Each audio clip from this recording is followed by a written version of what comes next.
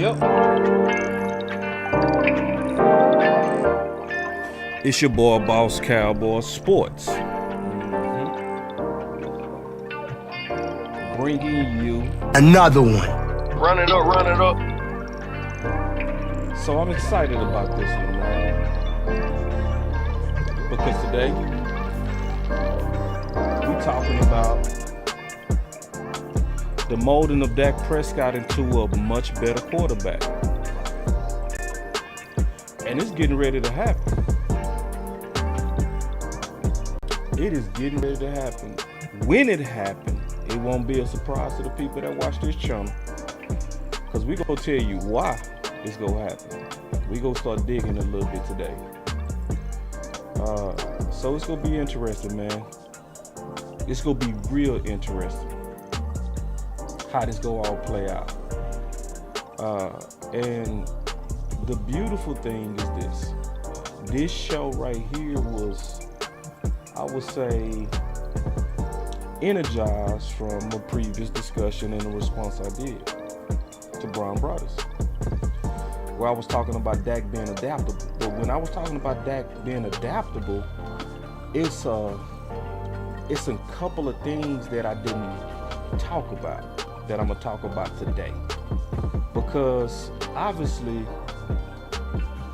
well, not obvious, but I'm gonna say we gotta break this whole thing down to get a better glimpse of the future. But I promise y'all, after we break this down, I think y'all gonna feel much better about what's getting ready to happen in 2023. We are already geared up to have one of the best seasons from our quarterback. So y'all just sit back, relax. We gonna talk about this. We gonna measure the Kool-Aid on this. Be right back.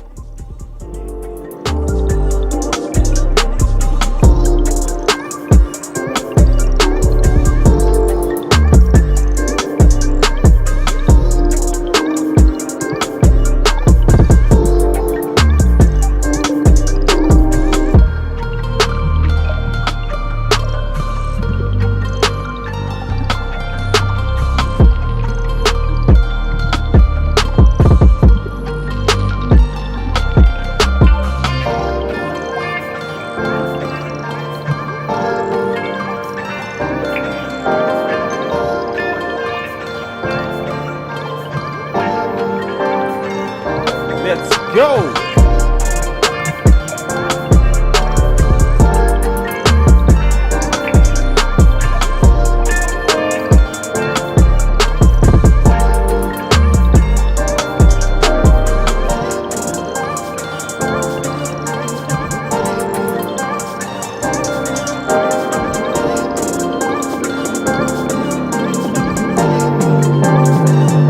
Let's go.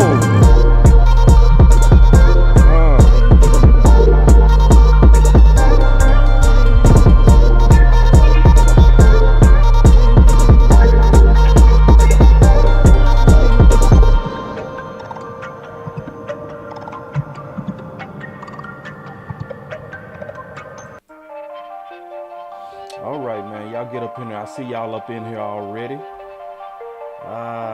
Let's go, man. Let's go. Let's go. All right.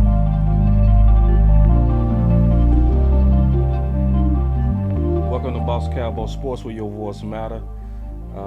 And obviously, your voice do matter. Like, that's no joke. That's not just we say to be cute. That's something that's a fact, right? That when we organize our voices, it do matter.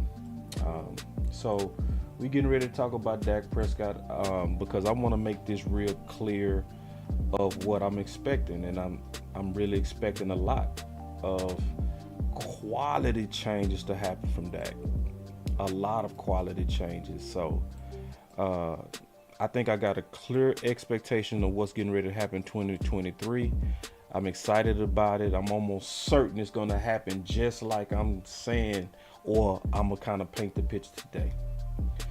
But this particular show was energized from the response video that I did to Brown Brothers' tweet about Dak's DNA.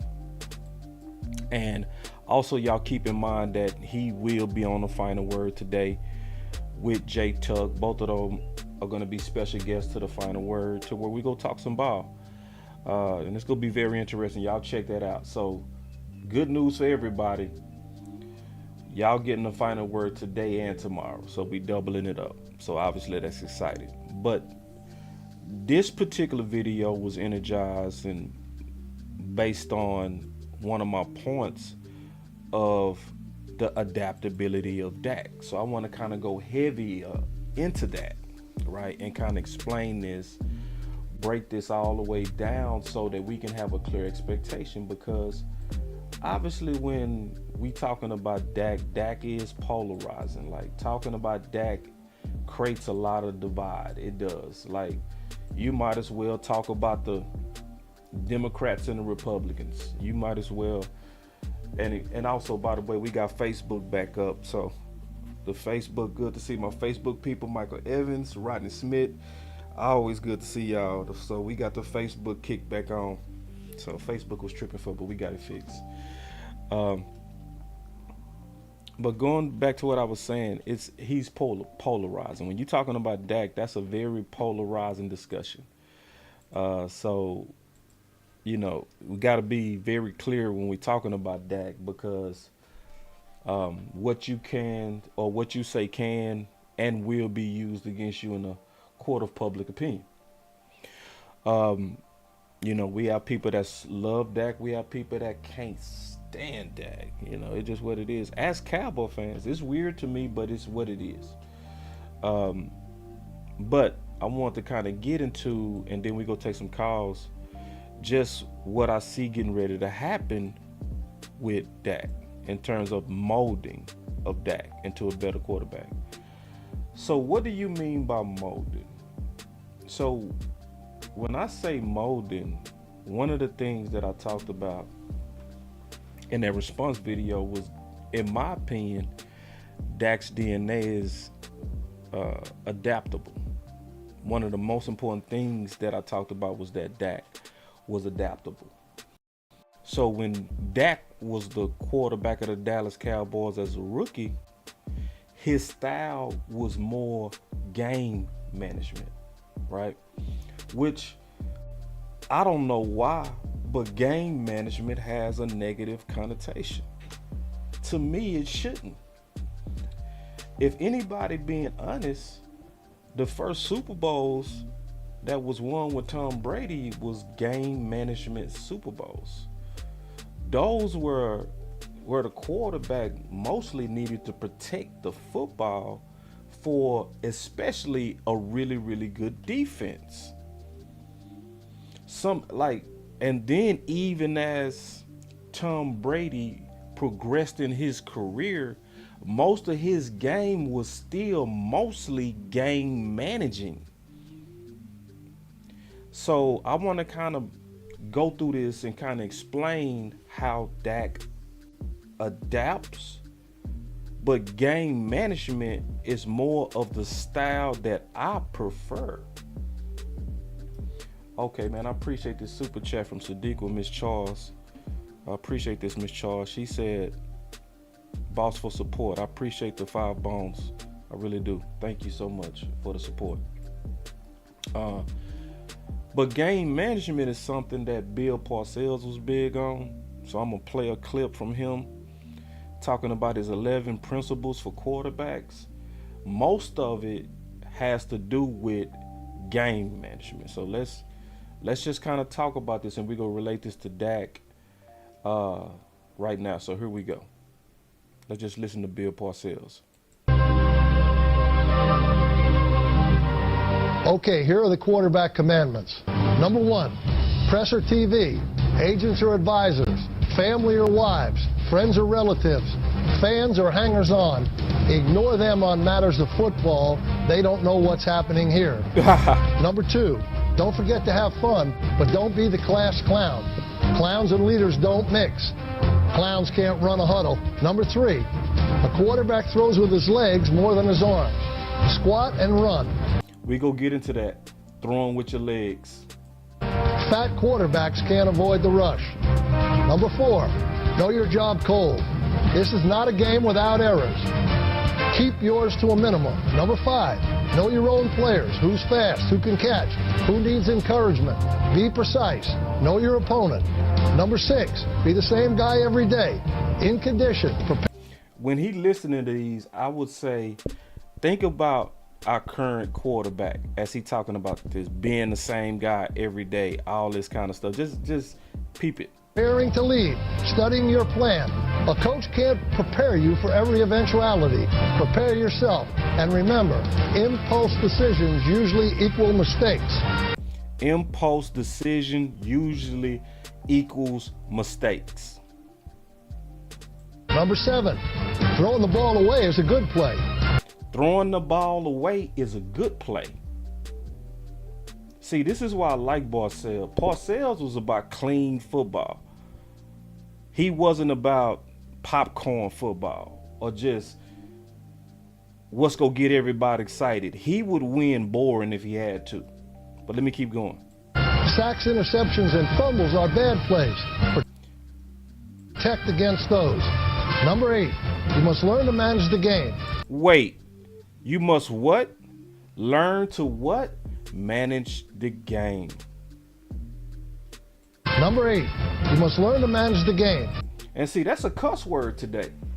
Quarterbacks that's considered a game manager, oh, you're boring. Oh, you are.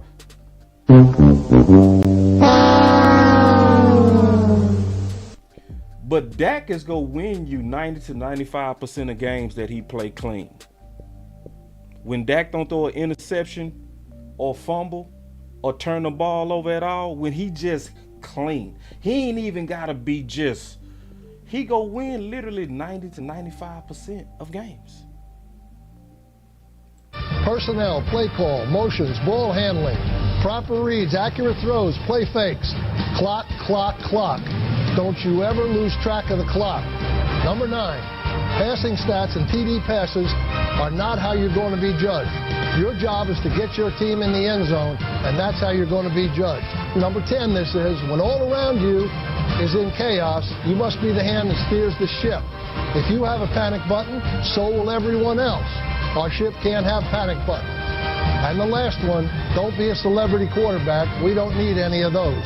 We need battlefield commanders that are willing to fight it out every day, every week, and every season, and lead their team to win after win after win. Yeah. So when, in my opinion, when Dak first got into the league, he was living under the concept of game management. That's why he was one of the, or actually he broke the all-time record as a rookie for touchdowns to interception ratios. My boy George Booney out here from San Fran, man. What's up, George? Good to see you, big dog. My boy say hit that like button for my boy Boss. Hey, y'all know we keeping it real when we got San Fran in the house, man. My boy Booney. Booney, what's up, big dog? It's always good to see you, big Brody. You know what I'm saying? But anyway, but going back to what I was saying, man, that game management to me is underrated. But Dak did change, okay? Dak did change. And I think that's where Brian Broaddus got his thought from. You know what I'm saying? Because he did change. Dak changed from managing safe with the football, hating interceptions, and he had basically Kittner come in and change him. He went from game management to let it rip. Now, Dak is good, however, either way, whether he's a let it rip quarterback or a game manager, Dak gonna be a good quarterback. He gonna be a top 5, top 7 all day. Don't matter what his philosophy is. So if he is being aggressive with the football, he go be good. Or if he's safe with the football, he gonna be good. I just like Dak safe with the football. But Dak did mold. I want to talk about that. The molding of Dak, because a lot of people, in my opinion, are not seeing that he changed, and I'm talking about Dak, as his coaches changed. He changed as his coaches changed, and as a coach, that's what you want. Like, you always want somebody that can mold into the vision of what you're trying to accomplish. So, under the Coach Garrett and Scott Linehan, running the ball boring, safe, that was their style. And Dak adapted to that. But then Kittner came in. And Kittner came in with a let it rip philosophy. And with that let it rip philosophy, Dak began to be more aggressive. So let's just kind of listen to Kittner. If I think I got that clip here, but if I don't, I can pull it. I don't. Let me pull the clip. Y'all give me 1 second. I thought I had it here. Give me 1 second to pull this clip. But it's something when you hear it and when you just kind of see how Dak molded into game management, and then he changed to let it rip. But he changed because of Kittner. So I want y'all to listen. Here we go. It's not always a given you're going to keep three quarterbacks. So can you talk about Cooper and Mike and kind of where they are right now and their development and what you want to see from, what you need to see from those guys in this camp? You know, I think the thing that I keep talking to them about, and it's funny, you know, we've been here 2 practice days. Feels like a week, right? Like typical training camp, right? It's like, man, it's not even Monday yet. But the thing that I keep talking to them about is, forget the idea of I'm trying to complete the ball. Just cut it loose. Rip it. Rip the throw. You're good enough. You wouldn't be here. Rip it. Make your best throw. And so this is where Kittner was molding Dak to a let it rip quarterback. And it actually worked. It was actually amazing. Let it rip Dak was probably one of the most exciting quarterbacks we've ever seen. Under let it rip, Amari had 1,000 yards.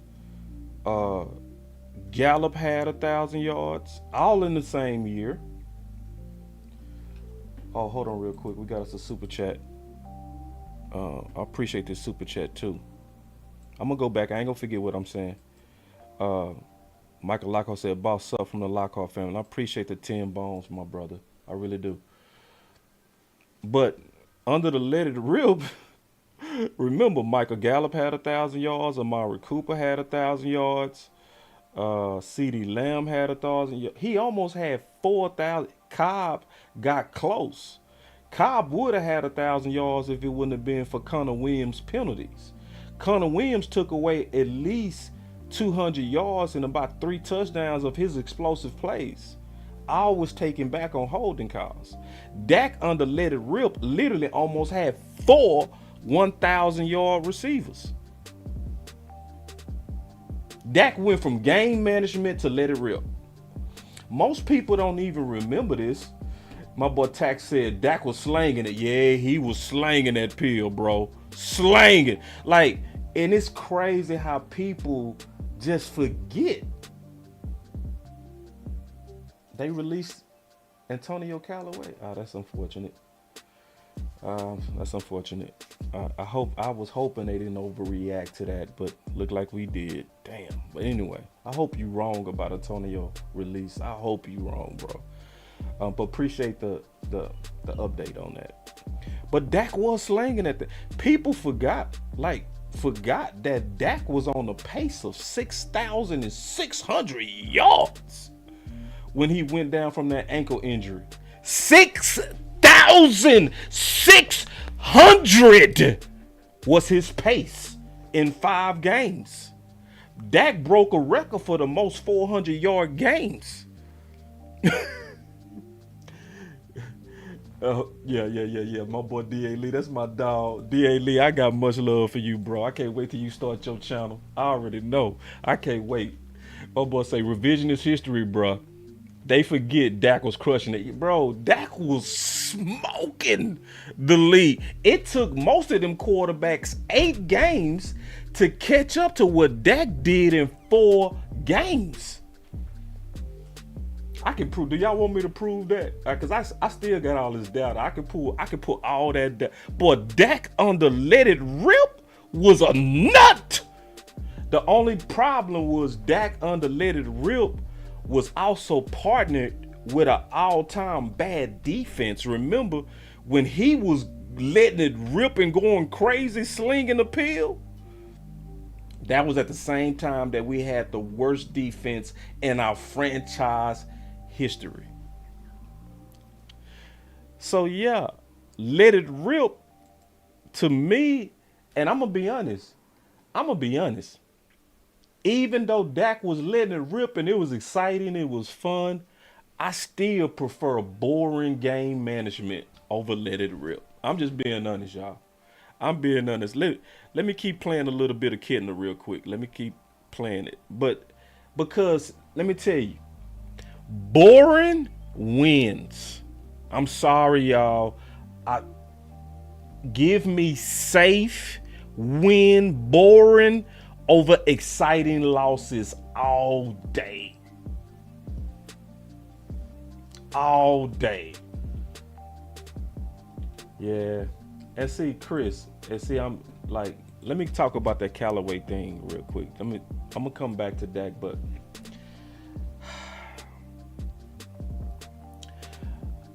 like, I know Callaway has some issues, right? But I was just hoping we wasn't going to get rid of him over suspended license. Like, some things are not news. The only thing I wanted the Dallas Cowboys to do, is say, okay, now you got to Uber to work. You know what I mean? Because Callaway has some sneaky skills, and I wanted to see what he was going to do in camp. Damn. It's all good, though. We going to keep moving. Yeah, and D.A. Lee says too much competition in the wide receiver room. I agree. I still want to see him, though, big dog. But you're right. With all that competition, they kind of putting balls on a tight leash. I agree with that. D.A. Lee. I'm just selfish. I want to see him compete. You know what I mean? Oh, wait. I love this from Coach. Coach say, look at this. Boring, consistent marriages last. Spontaneous, inconsistent marriages doesn't. Ooh, wait. God, dog, I got to hit you with a button. Run it up. Man. Cool when they do it. It's a problem when I do it. Ooh, wait, man. Wait. Let me hit another button. I be trying to figure out, like, why I want you to be loyal to them. They ain't loyal to you. I don't really get that. I don't get that. Ooh, wee. But, man, I can't wait to open up these phones. I'm gonna get through this content so we can talk. I want to talk to y'all today. We gonna talk for a minute. But Let It Rip was dope. Like, Let It Rip was a fool. But then there was another progression. So just kind of going through history, I see my boy Montana. He said it came in late. I'll catch you up real quick. We just kind of going through the molding of Dak, how he went from game management year 1, year 2, which I felt like was the best Dak. I felt like boring Dak. I felt like boring Romo was the best Romo. In 2014, when they was running Murray for 1,800 yards and Romo was just a clean game manager, man, Romo was killing. It wasn't pretty. He didn't put up 4,000, 5,000 yards. I think he got only 3,700 yards. But his passing rating was like 120. It was crazy efficient. And Bill Parcells was Romo's quarterback. Coach. Romo's coach, and he preached game management. I won't, and that's why I'm excited for what's getting ready to happen, which we getting ready to see more game management under the West Coast. We gonna talk about that, but we going through the changes in Dak, and his changes happen based on the different coaches. So when he had Kittner, he was let it rip, and he adapted to that. He molded to that, and it worked. It's just which style is the best. The best thing that all of us need to know about Dak is moldable. Dak can be boring. He can lead you with a boring win, or you can turn up the juice and say go, and he'll go. You can say go win it with your legs, he'll go win it.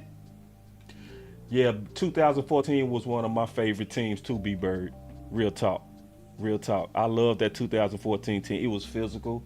They didn't have a bunch of names, but they had that Cowboy spirit in 2014. A lot of emotion on that team. Don't get me started on that, B-Bird. You're going to knock me off my content. But then there was another change. The next change came from what I call system aggression. It was system aggression. Okay. And this is where I honestly believe people now believe that Dak is too aggressive, because they looking at last year and they not putting it together that the system called for him to be aggressive, extremely aggressive, because you had to be aggressive in Kellen Moore's offense. The key to Kellen Moore's offense was throwing with anticipation, and you had to make what Mike McCarthy called trust throws. So you had to make the throw early and trust that your receiver was going to see what the quarterback was seeing, which caused system aggression, which also spiked his interceptions. But if system aggression spiked his interceptions, when we go away from it, what's going to happen? It's going to come back down. Hence, people that's betting on Dak are making a smart, calculating bet. It's a smart bet. If you betting on Dak right now, it's a smart bet, because Dak is getting ready to mold into a West Coast timing system, and that's under Mike McCarthy. So this is what I want to bring out and talk about, and this interview is courtesy of Sean and RJ from the Fan. So let me make sure those guys get their click and their credit. Y'all give me 1 second. Let me update this. Sean and RJ. All right. And we had a link in the description. All right. So y'all make sure y'all,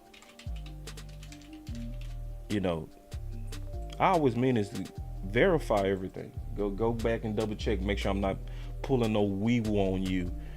But just listen as Mike McCarthy goes into detail of the differences, and then we go relay this to Dak and molding Dak and what we getting ready to see from Dak. All right, so let's just kind of kick back and break this down. Here we go. A football education from you when it comes to a point of discussion, and this week it's the option route based upon the Packer game. Can you just explain to us, Coach, as simply as you can, the complexity of option routes, why they're so difficult to stop, and why they're so difficult to execute? Well, it's just like anything in football. You're tying every route, in an offensive play, but you're tying every route to the quarterback's feet. And the option route is the. Remember, we heard that from Bill Parcells. Remember, he said that was point 3, right? He said that you play with your feet.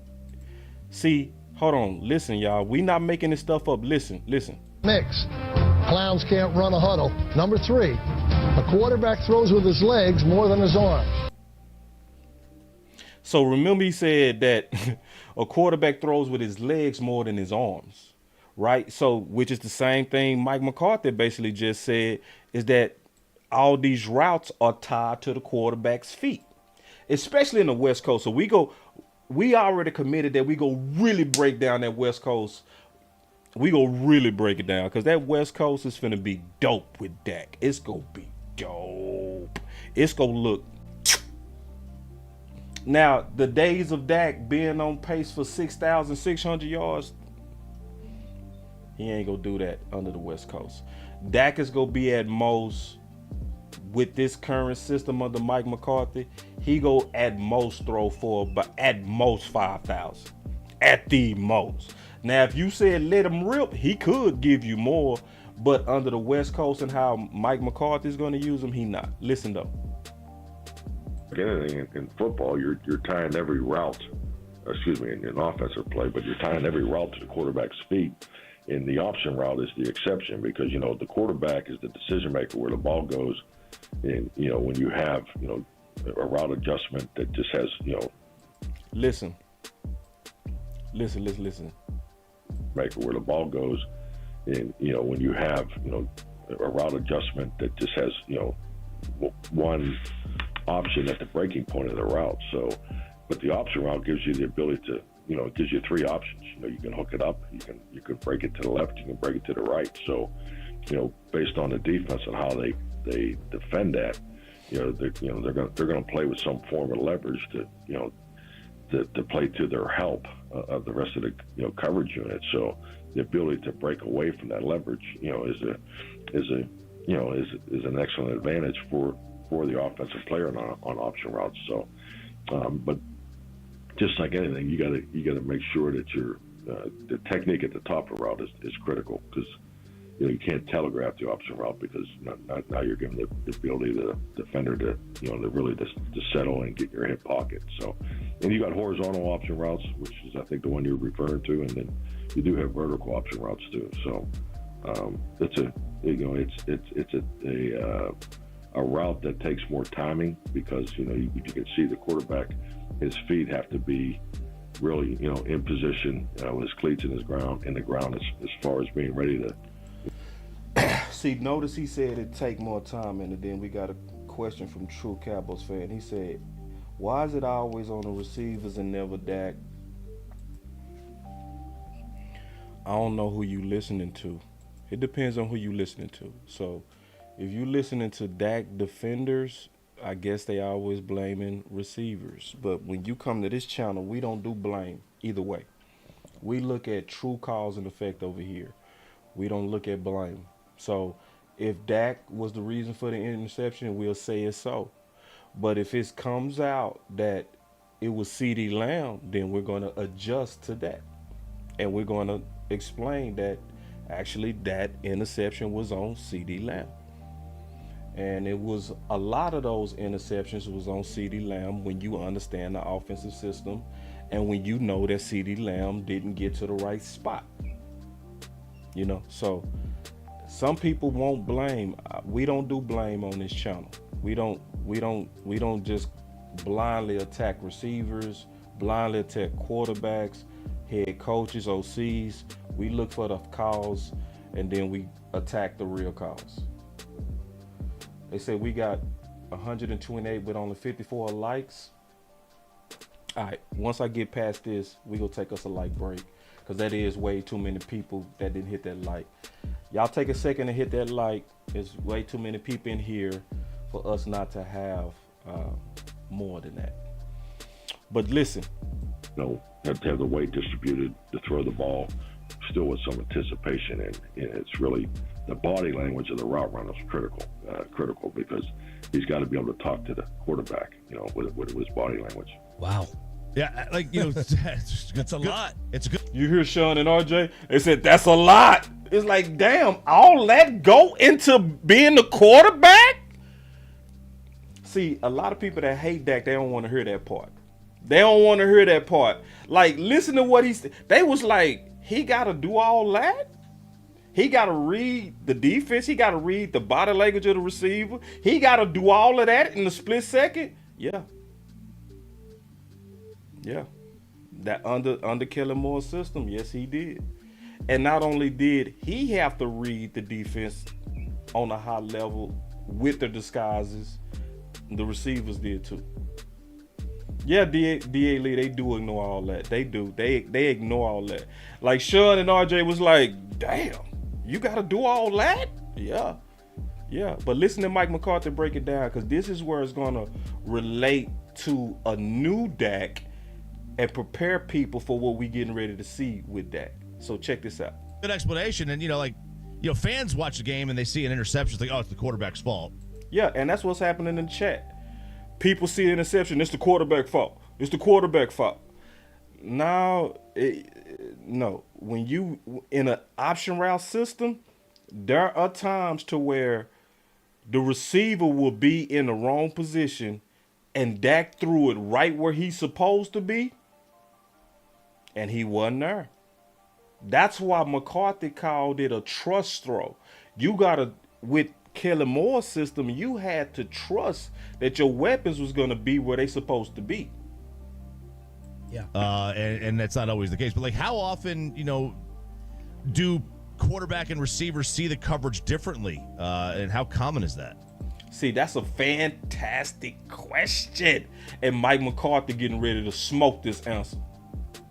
That's a great question. That's a question of the year. That's get some applause there. No, that was excellent. See, Mike McCarthy liked that question because it reveals why he didn't like Kellen Moore. That's why he said it was the question of the year. He was like, great question. Like, I've been waiting on somebody to ask me something like that so I can go dump and shoot this system down.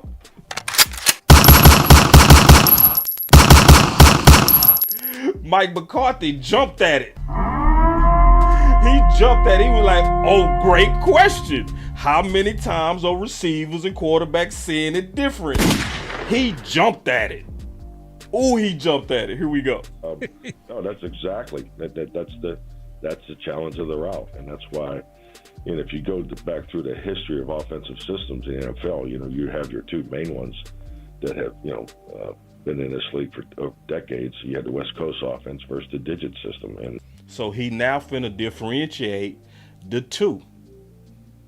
He finna different. If for those who don't know, when he say digit system, that's referring to those option routes, right? Where the receivers and the quarterbacks got to read the defense the same. So he was saying there's two.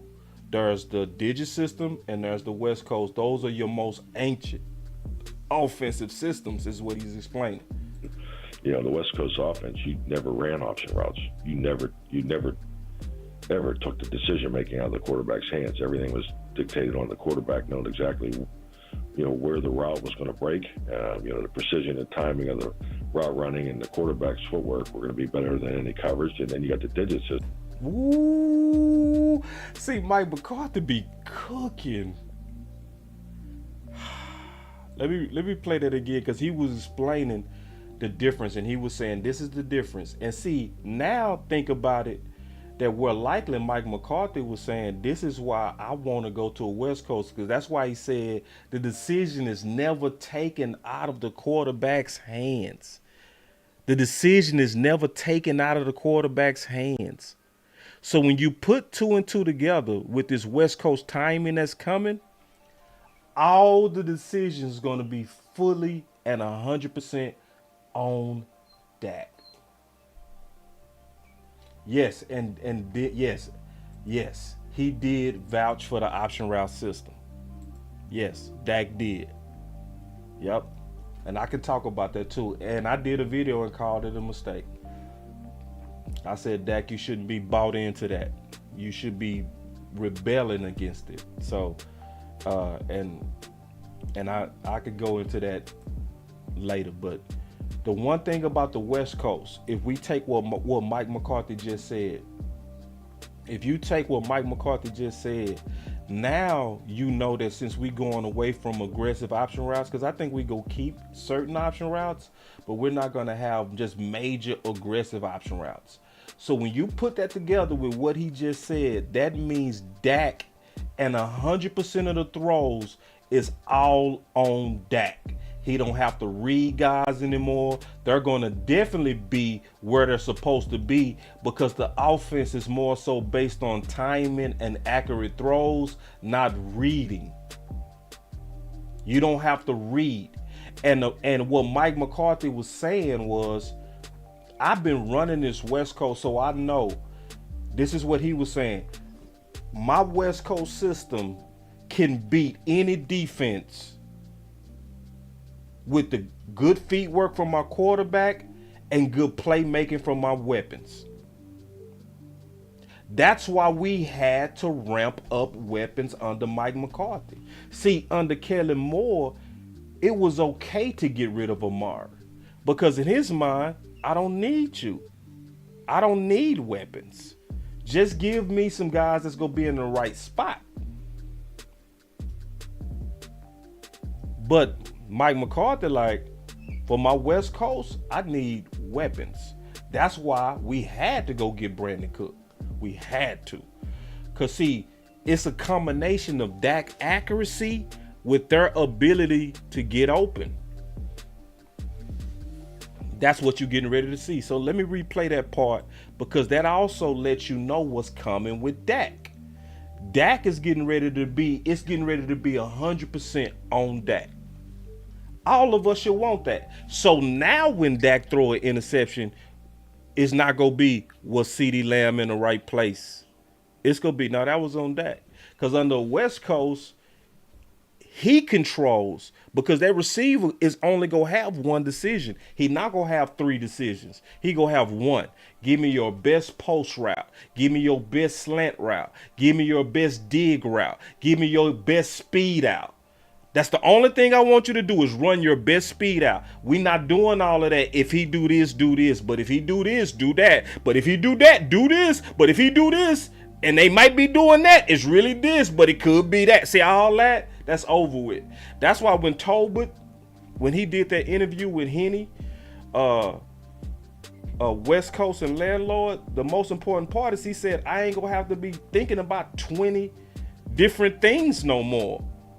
We're just gonna allow us to play faster. So the West Coast is moving Dak and molding Dak more into management, game management, being smart with the football. That's what you're getting ready to see. Here, let me play that part again. Oh, and that's why, and if you go back through the history of offensive systems in the NFL, you have your two main ones that have, been in this league for decades. You had the West Coast offense versus the digit system. And, the West Coast offense, you never ran option routes. You never ever took the decision-making out of the quarterback's hands. Everything. You never took the decisions out the quarterback. Never. It was dictated on the quarterback knowing exactly, where the route was going to break. So it was about knowing where the route is going to break, because that's the only anticipation you getting under the West Coast. He go break off at the 12-yard line. He go break off at the 6-yard line. That was it. Ain't all this thinking, reading. That's over with. Yep. I love it, Trips. See, look, Trip, look. He said, you have A, B, C, and check down. There's progression and no thinking. Dak is finna smoke that. Oh, he gonna smoke that. Dak is gonna kill her. Bam, bam, bam. Like Dak. Oh my God, boy. Ooh, boy. I'm telling y'all, Dak is finna be cold next year. But let's keep playing it. Precision and timing of the route running and the quarterback's footwork were going to be better than any coverage. And then you got the digit system, which has a more vertical component to it, but also had the option routes in it. So, I think in today's game, you see most offenses are more scheme driven. They're more play driven. That's just the way this league's gone. But see, y'all gotta recognize when he be taking shots at Kellen Moore, because he's so smooth. More scheme driven, they're more play component to it, but also had the option routes in it. So, I think in today's game, you see most offenses are more scheme driven. They're more play driven. That's just the way this league's gone. But I'm still very systematic in the offensive approach. So I think you have to have both the West Coast principles and the digit system. Mike McCarthy.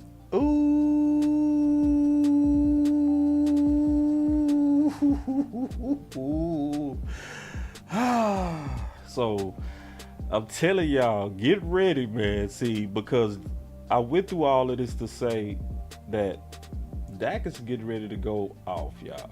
I'm just telling you, like, so I think we're getting ready to see a combination of game management and let it rip. I think it's gonna be a merging of those two. The game management is the style that I prefer. Give me boring, give me safe, give me protecting the football. Like Bill Parcells said, throwing away the football is a good decision. That's how he saw it. Live for another day. Stay clean. That's Bill Parcells. Let it rip was, hey man, let's get after it. Let's be aggressive. Let's go. If you make a mistake, fine. And see, this is why I like Kidner. See, Kidner was the perfect coach for a let it rip offense. Because see, Kidner took all the pressure off of Dak and them quarterbacks. I ain't gonna never forget that Kidner told all the quarterbacks, especially Dak, he said, this is the thing. I'm telling everybody that I told y'all to let it rip. So if you make a mistake, it's on me. Oh, whoa, ow! I missed that dude, bro. I swear to God, I missed that dude. So this is the difference. See, Kidner, he fell on the sword for Dak. See, but now Dak be falling on a sword for Kelly. Back in the day, he was falling on a sword for that flawed system. But when it was right, when it was balanced, when coaching was done right, Kidner said, if you make a mistake because I told you to let it rip, blame me. Oh! Oh!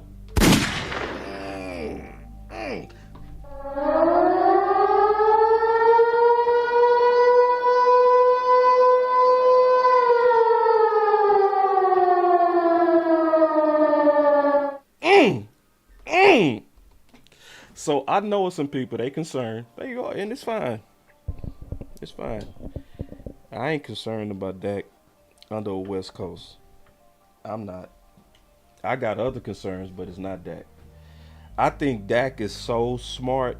He getting ready to eat this West Coast alive. So I'm finna turn these phones on.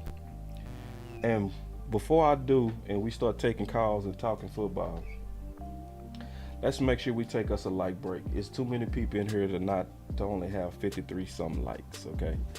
So let's take a light break real quick. We got the phone lines open. So let's start calling in. Let's start getting this content going. And y'all already know how I rock. If y'all don't call in, I get in my feelings. I get in my feelings when I ask y'all to call in and you don't. I also just keep in mind, Facebook is back. Facebook is back. So y'all also like and follow on Facebook as well. All right. So, so it's good that we got the Facebook back going. It's, Facebook be tripping sometime where somebody try to hack your account and they'll punish you over it. It's crazy, and was this person you? Now I have no idea who that person in the Philippines is. I have no idea. Oh, it's gonna take us 2 months to investigate. Oh my God, sure. So what about the business I'm running and all those stars? Well, we'll get back to you in about 5. Matter of fact, I'm lying. They don't even talk to you. And my boss said, oh, boss, you let it rip. Yeah, Harold. See, that's why I want to do this show, because I know a lot of people are not seeing it. They are not seeing what's getting ready to happen. They not seeing that Dak not having to worry about receivers being in the right position. The only thing is they just got to run the right route. That's it. And Dak is going to put that ball on the money. So listen, y'all starting to hurt my feelings. I told y'all I got this call line open and y'all not calling in. So y'all already know, man, I get emotional if y'all don't call in, and I would shut down the show. Y'all make me feel like y'all don't want to talk football with you. But hold on, matter of fact, I already missed the call. Hold on, that's my fault. That's my fault. Boss Cowboy Sports. What's up, boss? Can you hear me? Yeah, I can hear you. Who is this? What's up, bro? This Clebo. What's up, Clebo? We back at it again. What's up? We ain't throwing no jabs today, bro. Great content, man. Yeah, you kind of hit your boy across that chin the other day, bro. You left me with no response, bro. And usually I be having a response back, but you came and you smacked your boy to where I was like, I ain't got no rebuttal to that. I'm with you today, man. I ain't got nothing to push back on today, man. I was loving everything you said, man. And I definitely agree, man. I don't think the conservative, I forgot what word you use, not conservative, but the safe that, and a mixture of that, let it rip. I think that's gonna be a good mixture, man. Honestly, Hell yeah. Because honestly, I feel like you said 2014, man. That was my favorite Romo year, and it was really. I think a lot of the Romo years before that, it was because they were trying to treat Romo like he was Peyton Manning, having him throw the ball 50 times a game. And that's why Romo's making all the mistakes, in my opinion, man. But when you give him a good running game and let Romo just be a quarterback, that's the best numbers he ever put up, man. You know what I'm saying? With his percentages and everything, man. So I think we got a lot of good stuff looking forward with Dak this year, man. Yeah. I think Dak gonna do something great, man. Nah. What'd you say? I'm certain. I'm like, bro, I'm certain. I am certain. Dak is getting ready to do his thing. Yeah. See, but the thing is, Klebo, I don't think it's going to be as exciting as we've seen in the past. You know what I mean? But it's going to be good, you know? Because when you open Dak up, Dak be slanging that thing, man. I don't know what people be talking about, you know. Me neither, man.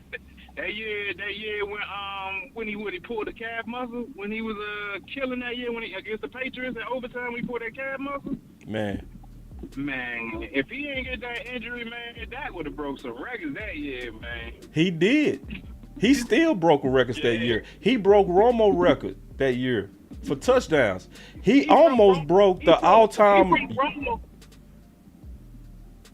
Go ahead.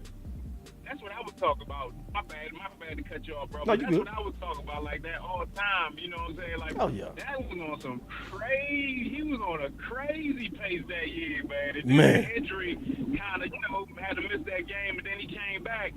He wasn't the same. He still was alright, but he wasn't the same. He still was putting up good numbers, but he wasn't the same before he had that injury, man. And I mean, I know he ain't gonna be letting it rip like that because McCarthy gonna be playing in a smarter offense, but with that we had, I could see like 3-4 touchdown games with like 260 yards or something like that. You know what I'm saying? Mm-hmm. Exactly. And I'm cool with it. I'm cool with it I too. don't need that having 400 yards. You know what I'm saying? So was you, Klebo? Was you around when Aikman was playing? Yes, sir. That was Aikman right there.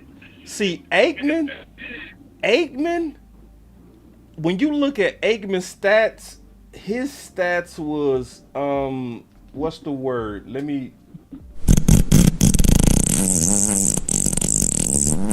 But you couldn't tell from watching them games. You know what I mean? When you watch them games, like you would think Aikman threw for 8,000 yards.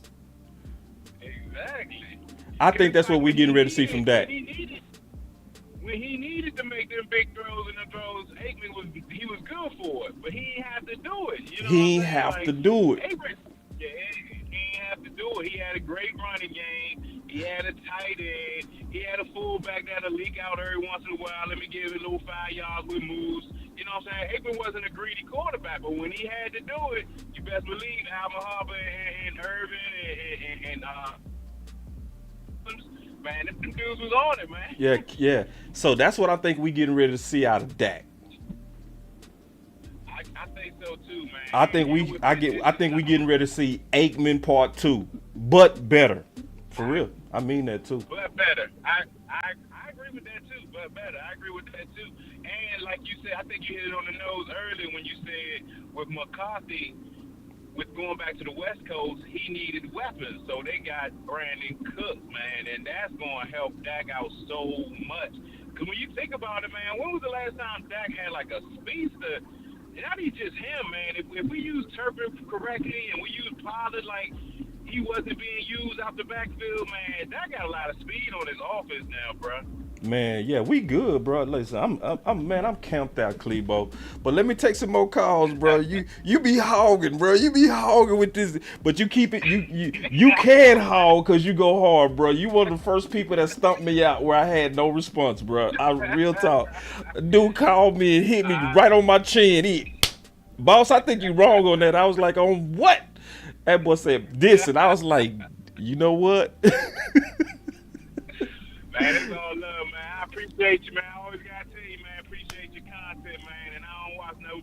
I swear, man. I know you gotta go, but I swear, and this is on everything I love, man. I don't even watch no more TV when they talking about football, especially when they talk about the Cowboys football. I don't watch TV, bro. I listen to all y'all folks on this content, man. I appreciate y'all, brothers, man. Keep doing what you're doing, boss. Man, I appreciate it, Cle. That was Clebo, No man. problem, So. bro. Y'all call on in, man, because y'all make the show at this time. Do I need to give y'all the number? Because I missed the call. I'm going to call somebody. I missed the call from somebody right now. Let me call her. I don't know who this is. I'm just calling you back. I don't know who you are. 602 number. So if you're a 602 number, I saw we missed your call. Boss Cowboy, what's up? Who is this? Man, it's DP Johnson, bro. What's good? What's up? What's up, DP, man? Good to hear from you, bro. Man, I'm glad to hear from you back, bro. I was getting them feelings just a little bit, but it's all good. It's all good, bro. But yeah, I'm trying to do better about these phones. I missed the last show when y'all was talking about Dak's DNA, and I was real mad about that. You know what I mean? Like, I literally picked up my phone, like, let me see what's on YouTube, see if Boss posted something. And then was just mad at myself because I literally caught you when you was ending the stream, so I had to watch it all on playback. Yeah.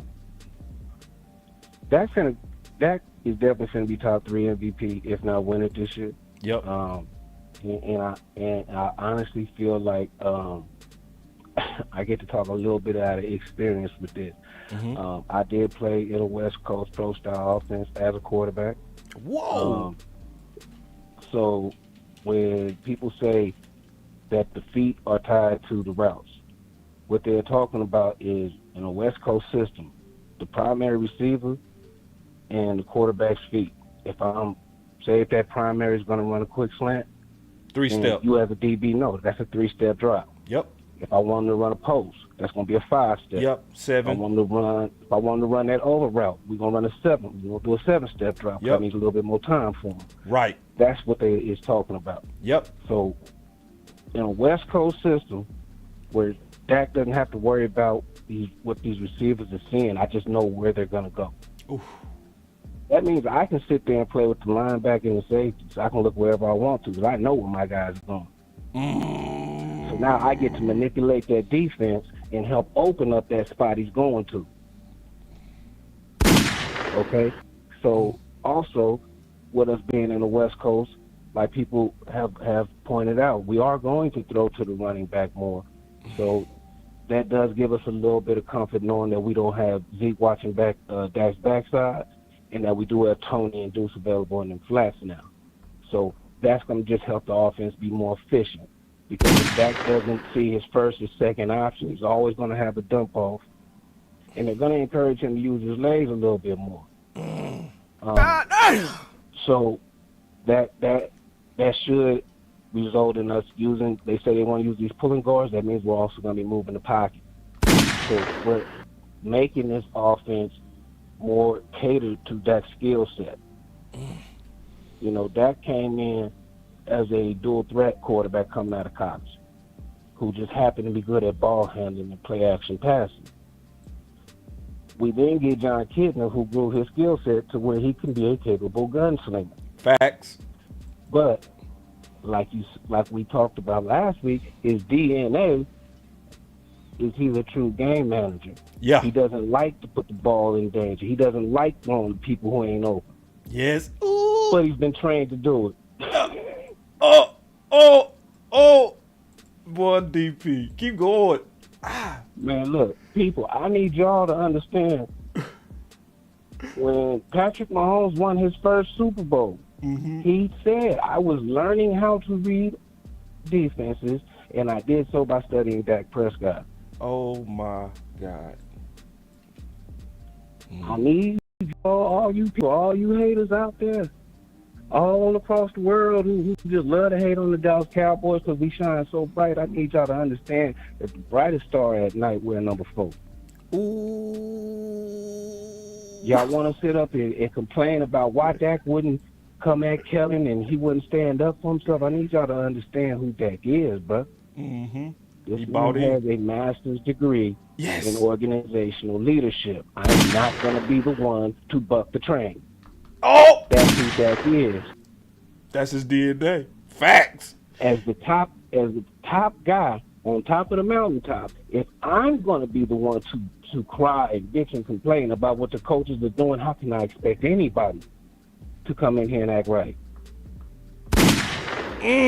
So Dak will always be willing to sacrifice himself for the good of the team. He's always going to be that captain that goes down with the ship. Yep. Because with all the haters that's on him, anyway, if he had sat there and said, no, I can't win throwing these option routes, that would have gave people fuel to get rid of Dak instead of saying get rid of Kelly. Come on, man. What did y'all ask him to do? But, yeah, definitely a lot of people also got to sit back and this is just slightly unrelated, but I am definitely looking forward to calling you back when y'all get on this defense. Because I also played linebacker and safety in a 52 defense, so I really that's can't perfect. get to call in and talk about that. Oh man, say that man. Bro, I'm telling you, I see this season like, bro. I know that things ain't necessarily gonna play out the way I see it, but boy, I see a path forward, boss, and it's beautiful. Man, DP, bro, you made my day with this damn call. Let's clap it up for DP. Shit.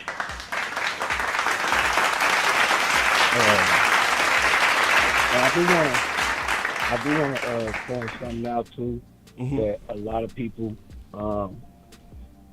I think a lot of us, a lot of times football guys that are at least our age, they're about, definitely understand it, but I think a lot of younger fans who haven't been around as long probably sleep on it.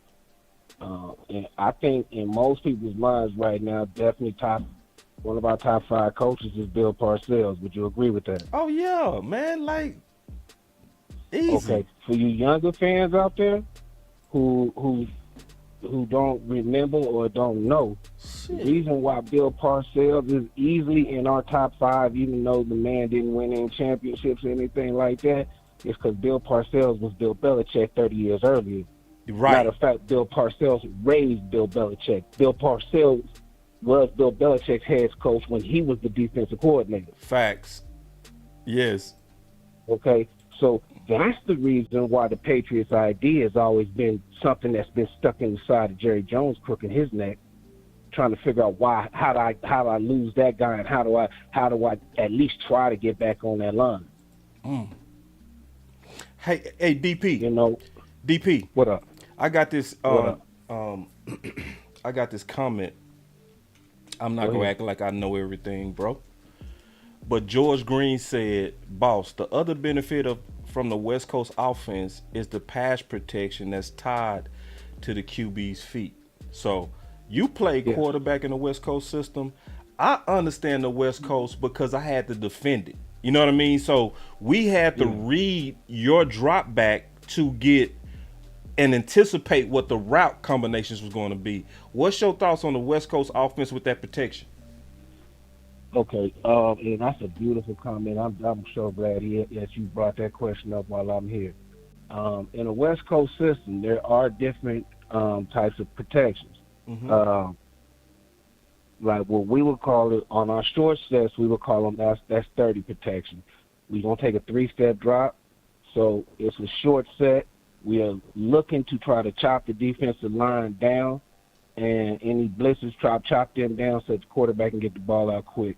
We're not necessarily worrying about trying to pancake people on this one. We just need to get our hands on you right now and stop you from trying to get penetration.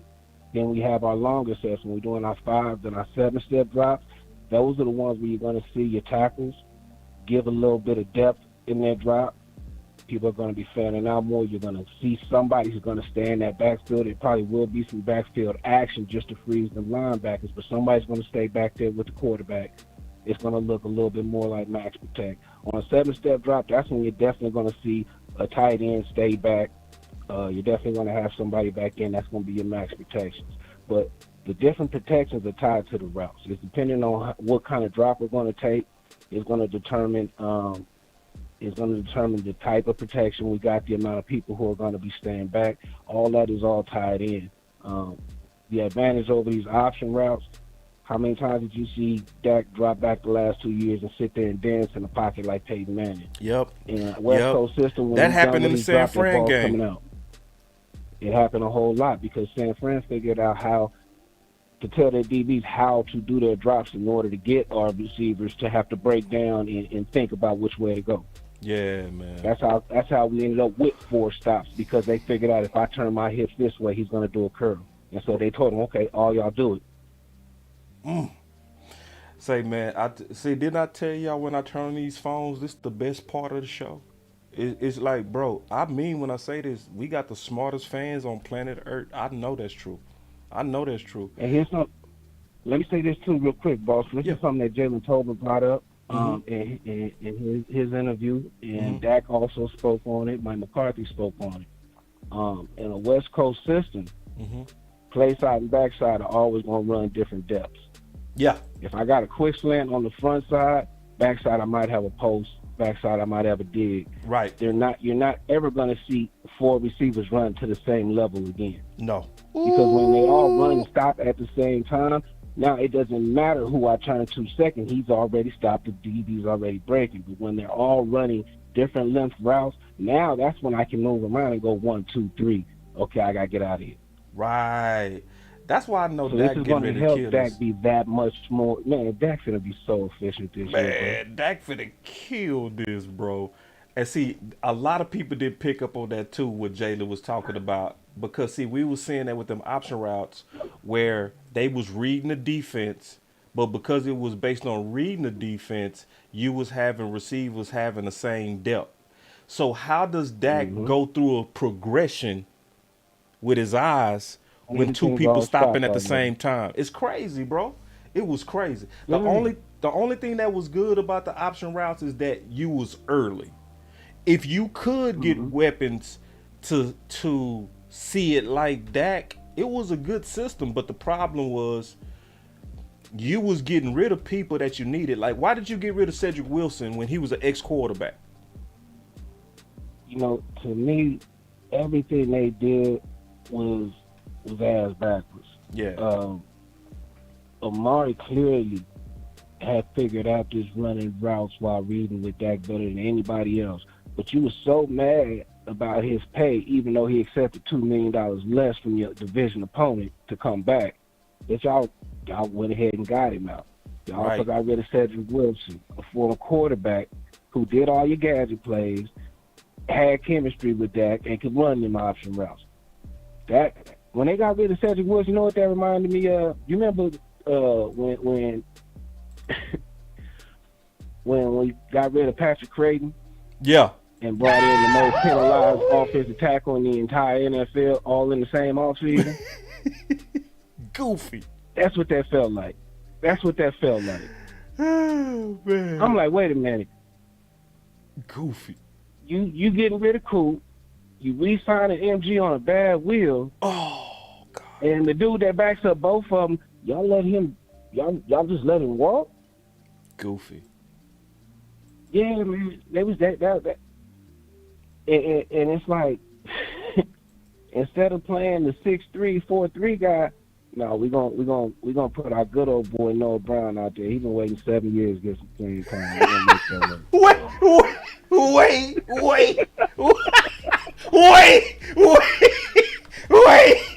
Wait.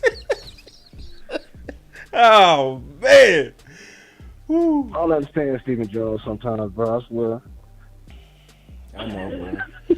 I know. Well, the good thing is, and then man, I'm just gonna say this last thing. I'm gonna let you get back to everybody else there because I don't want to be the whole show. No, you cool. I did I ain't mention this you. earlier Not today on I just as a comment, I typed in a comment to Henny, HTM, and West Coast today.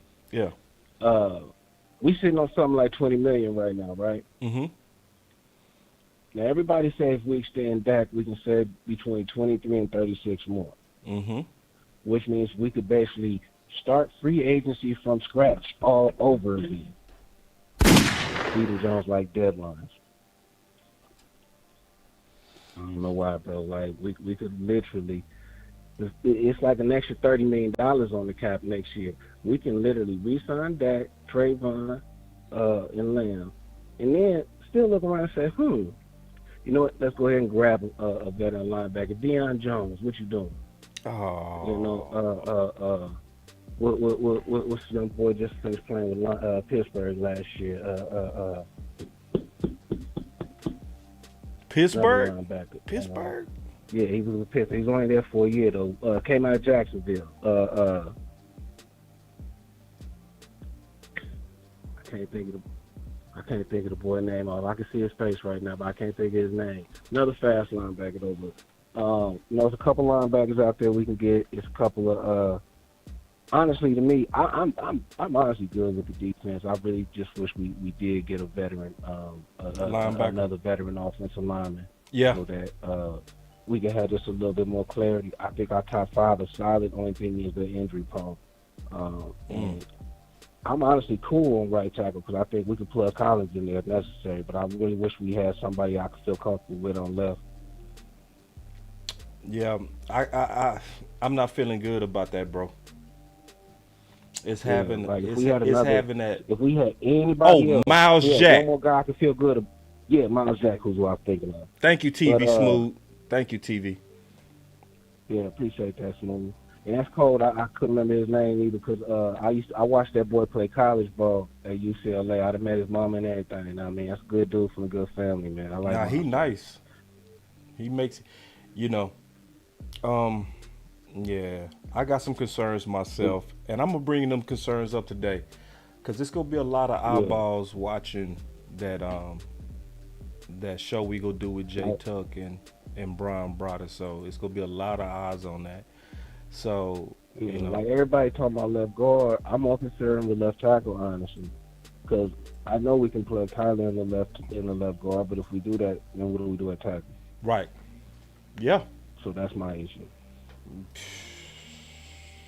Yeah, and I got concerns on that too, bro. So I think that's why I say I think a lot of people kind of in what I call the off-season delusion, Mm-hmm. In the off-season, people just have hope and stuff that don't make sense. You know what I mean? It's go work out type of mentality.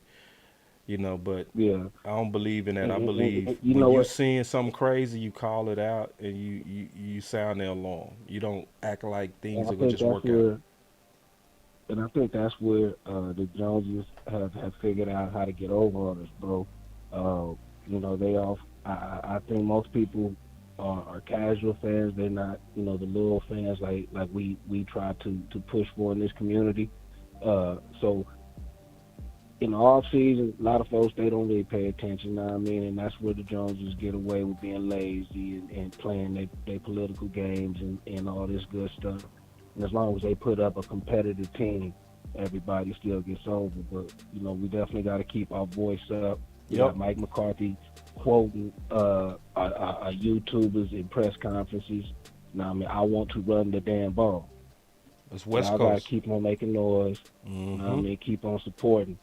And I want to give a big shout out and salute to you, know what I mean, for making sure the whole nation knows and hears constantly that your voice matters, because it do. You do. I appreciate that, D, bro. You always one of the best, hands down. I mean when I say this, keep writing, keep calling in. And matter of fact, I think you need to be more aggressive. See, now I know you even more, because I used to wonder where that football knowledge was coming from when you used to write these long paragraphs under my comments. But now I see, as an ex-quarterback and a linebacker, you somebody that was the quarterback of both sides. So your football IQ is going to be above normal because you was the quarterback on both sides. So, like, I'm gonna just be honest with you, DP. I ain't gonna never shoot you no curveballs and shoot you short. You doing us dirty if you are not more active. Does that make sense? I feel, yes, sir. And I feel that. And, you know what I mean? I honestly got some encouragement from you, from Law Nation, a few other guys. So I'm definitely going to be looking to figure out a way to put my voice out there a little bit more. That's why I give you your salute for telling folks that your voice matters. You hear me? Hell yeah. Yeah, especially with somebody like yourself. You know, just to be honest with you, when you have the knowledge that you have, it's going to register. Like, I'm reading the chat, people loving this call. I always love to, but start where you at. Because where I started with writing. I started with putting my thoughts out on Facebook. That eventually led to me and West Coast doing shows because he started reading what I was writing. That then led to me doing my own thing and then collabing with the Final Word. It builds as you go. Just start somewhere. So. I don't appreciate you, bro. I'm going to let you go, though, man. Have a good one. Oh, you too, big dog. All right, man. That was DP, man. Obviously, very good call. No, the number didn't change. Somebody asked if the number changed. The number didn't change. Hold on real quick. The number's still the same. Let me give y'all this number real quick. It's 2. Let me make sure y'all got this. Y'all give me 1 second. Yeah, that's the number. Yeah. Yeah, my boy Kevin say, great call. You need him more on the show, boss. Yeah. That's what I've been telling DP. And then I need to do better at my phone systems. Because, see, when he call in, I need to be able to lock him in and know that it's him so I can put him at the top. You know, some people don't like that. They call it favorites. I guess it could be. But I do like people that bring a lot of knowledge and value. It's just what it is. I like people that bring a lot of knowledge and pushback. Like Klebo pushback, and he was right against me. You know what I'm saying? And I appreciate that. So, and DP, that same dude, he go push back. We need that in the community. Pastor. What's good, boss? What's going on? Man, I'm good, man. Really enjoying this show, man. I was just on the road, man. You was taking me down the road, just listening to your analysis, you know. So I really like what you're saying. Really love the Bill Parcells clips as well. Yeah. I think sometimes and I look at this in life in general, we try to be so progressive about the new, not understanding that there's some foundational things to everything in life that really will never change. Yeah. And I really like the foundations about, what it means to be a quarterback. And I think, Dak has all that in leadership. And I heard something today when I was watching the Players Lounge on Dallas Cowboys Sports. Mm-hmm. And I think it was Newy Scruggs who said something that was profound. Mm-hmm. He said, when you think about what Jimmy Butler is doing with the Heat, he has the same kind of qualities and characteristics of kind of how Dak is as a leader. Not necessarily superstar, not trying to just be stat driven and do everything, but just kind of does everything right. And when the right pieces are around him, kind of like you're seeing right now, kind of that we don't care attitude, just kind of make things happen, man. And so I think that quality that Dak has is going to help him, especially with the simplification of the system as a quarterback, because as complicated as it is to play quarterback in the NFL, when it comes to, just making basic reads, I mean, you do that, all through Little League, junior high, high school, college, and that's something naturally that he's been known to do. You got 3 or 4 reads and you got check down. And to work with that type of efficiency is going to help us on offense. Mm-hmm. Because defense, our defense is what it is, although it's definitely going to be stout. But I'm with you, man. What happened to the game manager, dude? I mean, most of the Super Bowl quarterbacks have been game managers. Right. There's not too many all-star quarterbacks that got Super Bowl rings. Dan Marino ain't get one. Ooh. He was, just was an all-star. He set records. He set records. He went to the Super Bowl once. His rookie season, it's like his second season, and never returned back. But let's talk about these game managers. Eli Manning, game manager. Yep. Trent Dilfer. Game manager. Game manager. Yep. Who else you want to throw out there? You know, outside Tom of Brett Brady. Favre, Tom Brady, his first one was game manager. And to be honest with you, when John Elway got his, he was a game manager. Yep. He had TD in the backfield. And matter of fact, when Peyton Manning got his last one, he was managing. He won gunslinger when he got that last one in Denver. He was game manager. He was not. He was not. Russell Wilson. Game manager. Game manager. It's fact. Oh. All of them. I mean, hold on. Ben Roethlisberger. Game manager. Game. When it was second year, rather. Game manager. Just doing all that, man. So like, just take them down. And then it's other people that you look at when Jeff Hostetler filled in for Phil Simms. Phil Simms was a game manager. He played with Parcells. Jeff Hostetler was a game manager. Just think about that. And to be honest with you, Troy Aikman was a game manager because he never really lit up the scoreboard. Facts. Troy Aikman was a game manager, bro. He was a game manager. Yeah. That was a powerful offensive line with a young defense, and you had an all-star running back. That's who the star of the show was. Pastor, Troy just didn't mess it up. Why in the world is game management then treated like a curse word? Can you explain that? I can explain it to you. Okay. It's called revenue and clickbait. And I'm using the word clickbait just as an example, because what we fail to realize is just as the game of football really hasn't changed that much, it's how we analyze it and look at it. And now you got so many voices that are contributing to it because it's driven by money. Hence the 3 and the 4-letter networks. They become the experts. They played the game. And now with the advent of social media, they do everything to get more views. So, of course, the thing that drives views is drama. There is no drama with game manager. You can't just win. You got to blow them out. It's the same. It's the same thing. I look at the game last night with the Nuggets. Fair. And the Heat. Jokic went over 40. Every time he goes over 40, they lose. But when he is the center with the game manager, if you want to look at it from a basketball standpoint, spreading the ball around and everybody eat, they win. But when he goes big, they lose. Because everybody we're so enamored by stats, statistics, and the drama. It's the drama created by the game as opposed to the essence of what it takes to win. We don't create winners anymore. We create actors. Ooh. That's what the issue is. Ooh. We're creating actors on the football field. Actors. Because that's what driving revenue, man. That's actors. It's not about football anymore. It's about actors. And look at this. I'll give you one better. Patrick Mahomes got his second Super Bowl being the game manager. True. Matter of fact, I would say both of them, Pastor. Both of them, because in the first Super Bowl, they didn't win that on Patrick Mahomes' arm. That was on the running game. You're right. That's right. You're right. And had Emmanuel Sanders, had Jimmy Garoppolo not overthrown Emmanuel Sanders, they would have lost. Yeah. Because he got behind him too. But I'm trying to even like look down the annals. It's like escaping me right now as I look at it. I think Joe Montana, if my generation, I'm 40, but be 48 this year. Joe Montana was, I was think, one of the greatest quarterbacks to ever do it.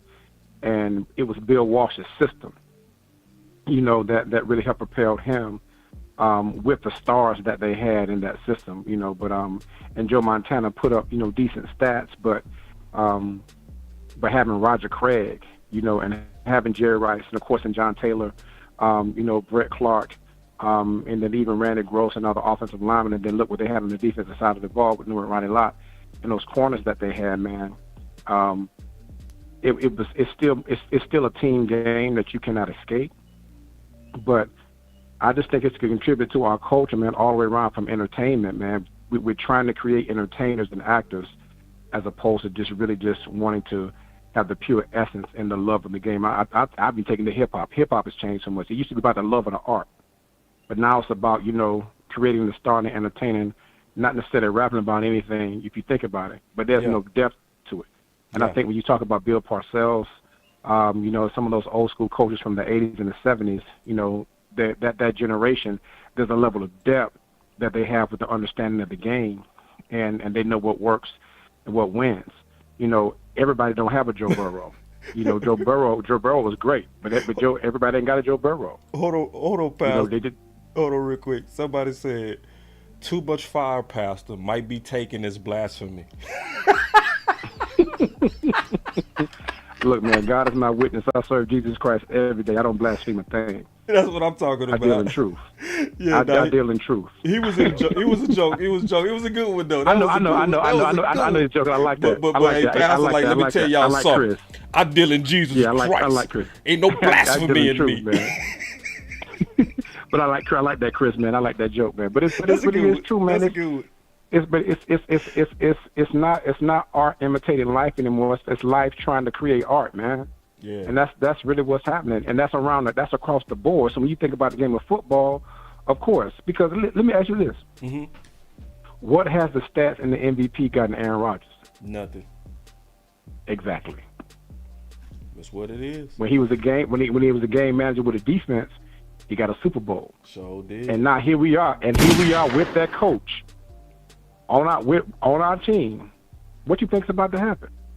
We finna run it because. Up.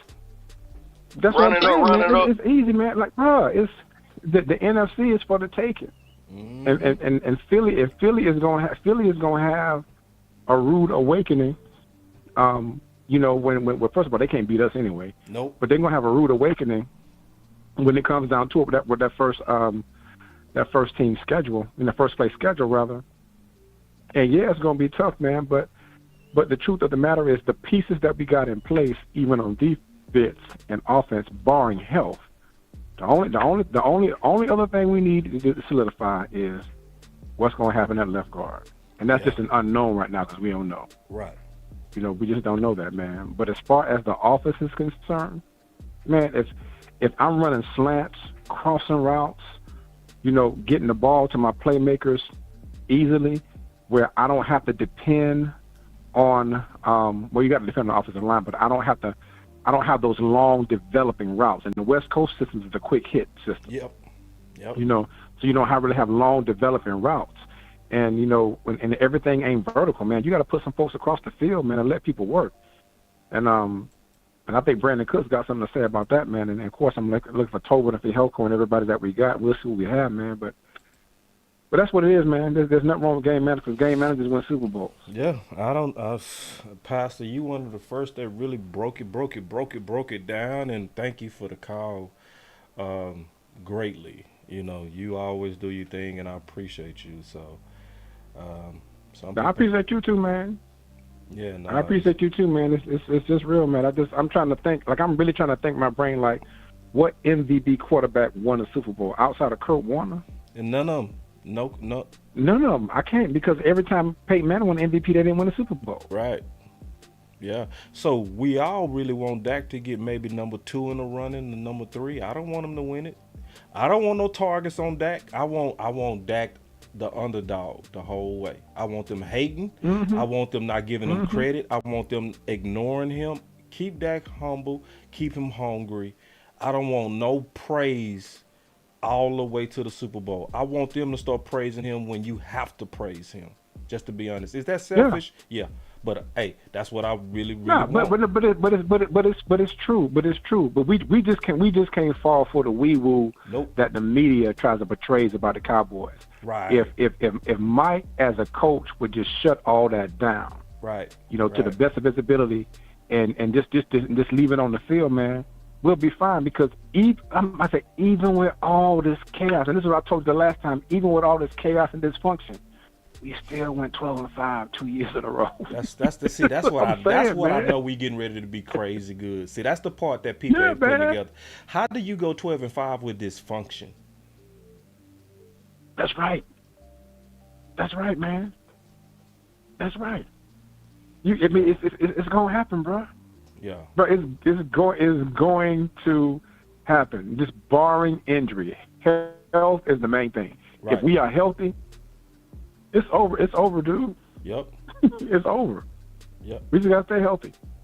Oh, okay. Hold on. My boy, right. Mahomes was MVP last year and won. We do have one. You right, bro. My fault. Okay. We do have. Okay. We finally. Okay. My right. bad. You tighten us up. So we appreciate that. I think You got Mahomes, Warner, and I think Brett Favre. When Brett Favre won so it's 3 MVP in '96. Okay. Yeah, I think it's 3. I stand corrected. That is right, because Mahomes did win MVP. That is right. And appreciate that, y'all. Y'all keep us sharp. Keep us tight. That's what we need. Yeah. But I will say this. He was a game manager in that Super Bowl, though. So, talk that talk, Pastor. Talk that talk. You say what you want. You can look at the numbers, man. And he was a game manager in that Super Bowl. And I just heard from Broadus. Broadus, like, send me the link. He like, I'm going to be on time. Cool, man. This finna be dope. I'm excited about this that, man. Yeah, this is going to be dope. This is going to be dope. We're going to talk a lot of good football. Yeah, we going to talk a lot of good football with old Brian Broadus. I'm ready to have some real good topics. Plus, especially all the stuff that's breaking right now, we got to talk. Like, it's a lot of stuff that's breaking that we need to talk about, and the timing is perfect.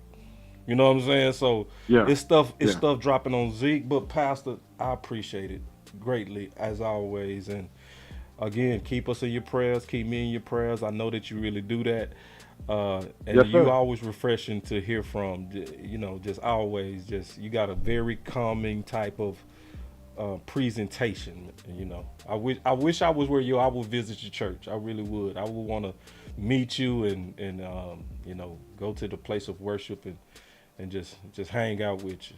Real talk. Cool, man. Well, if you ever come to Washington D.C., man, you know, you got my number. Hit me up. But I'm gonna try to make it to a game this year, because the guys on Hanging with the Boys told me to come through the studio. So if I'm coming to the DFW area, man, I'll definitely give you a shout. Let you know if I'm at the game, whatever. Let's do it. Yeah, we gonna try to do that, because I got a lot of folk in Dallas.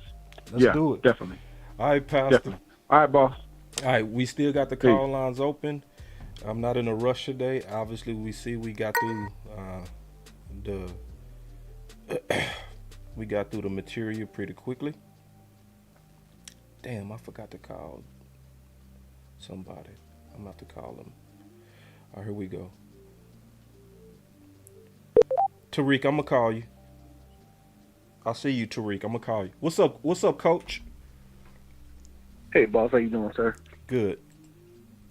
As always, love the show. Yeah.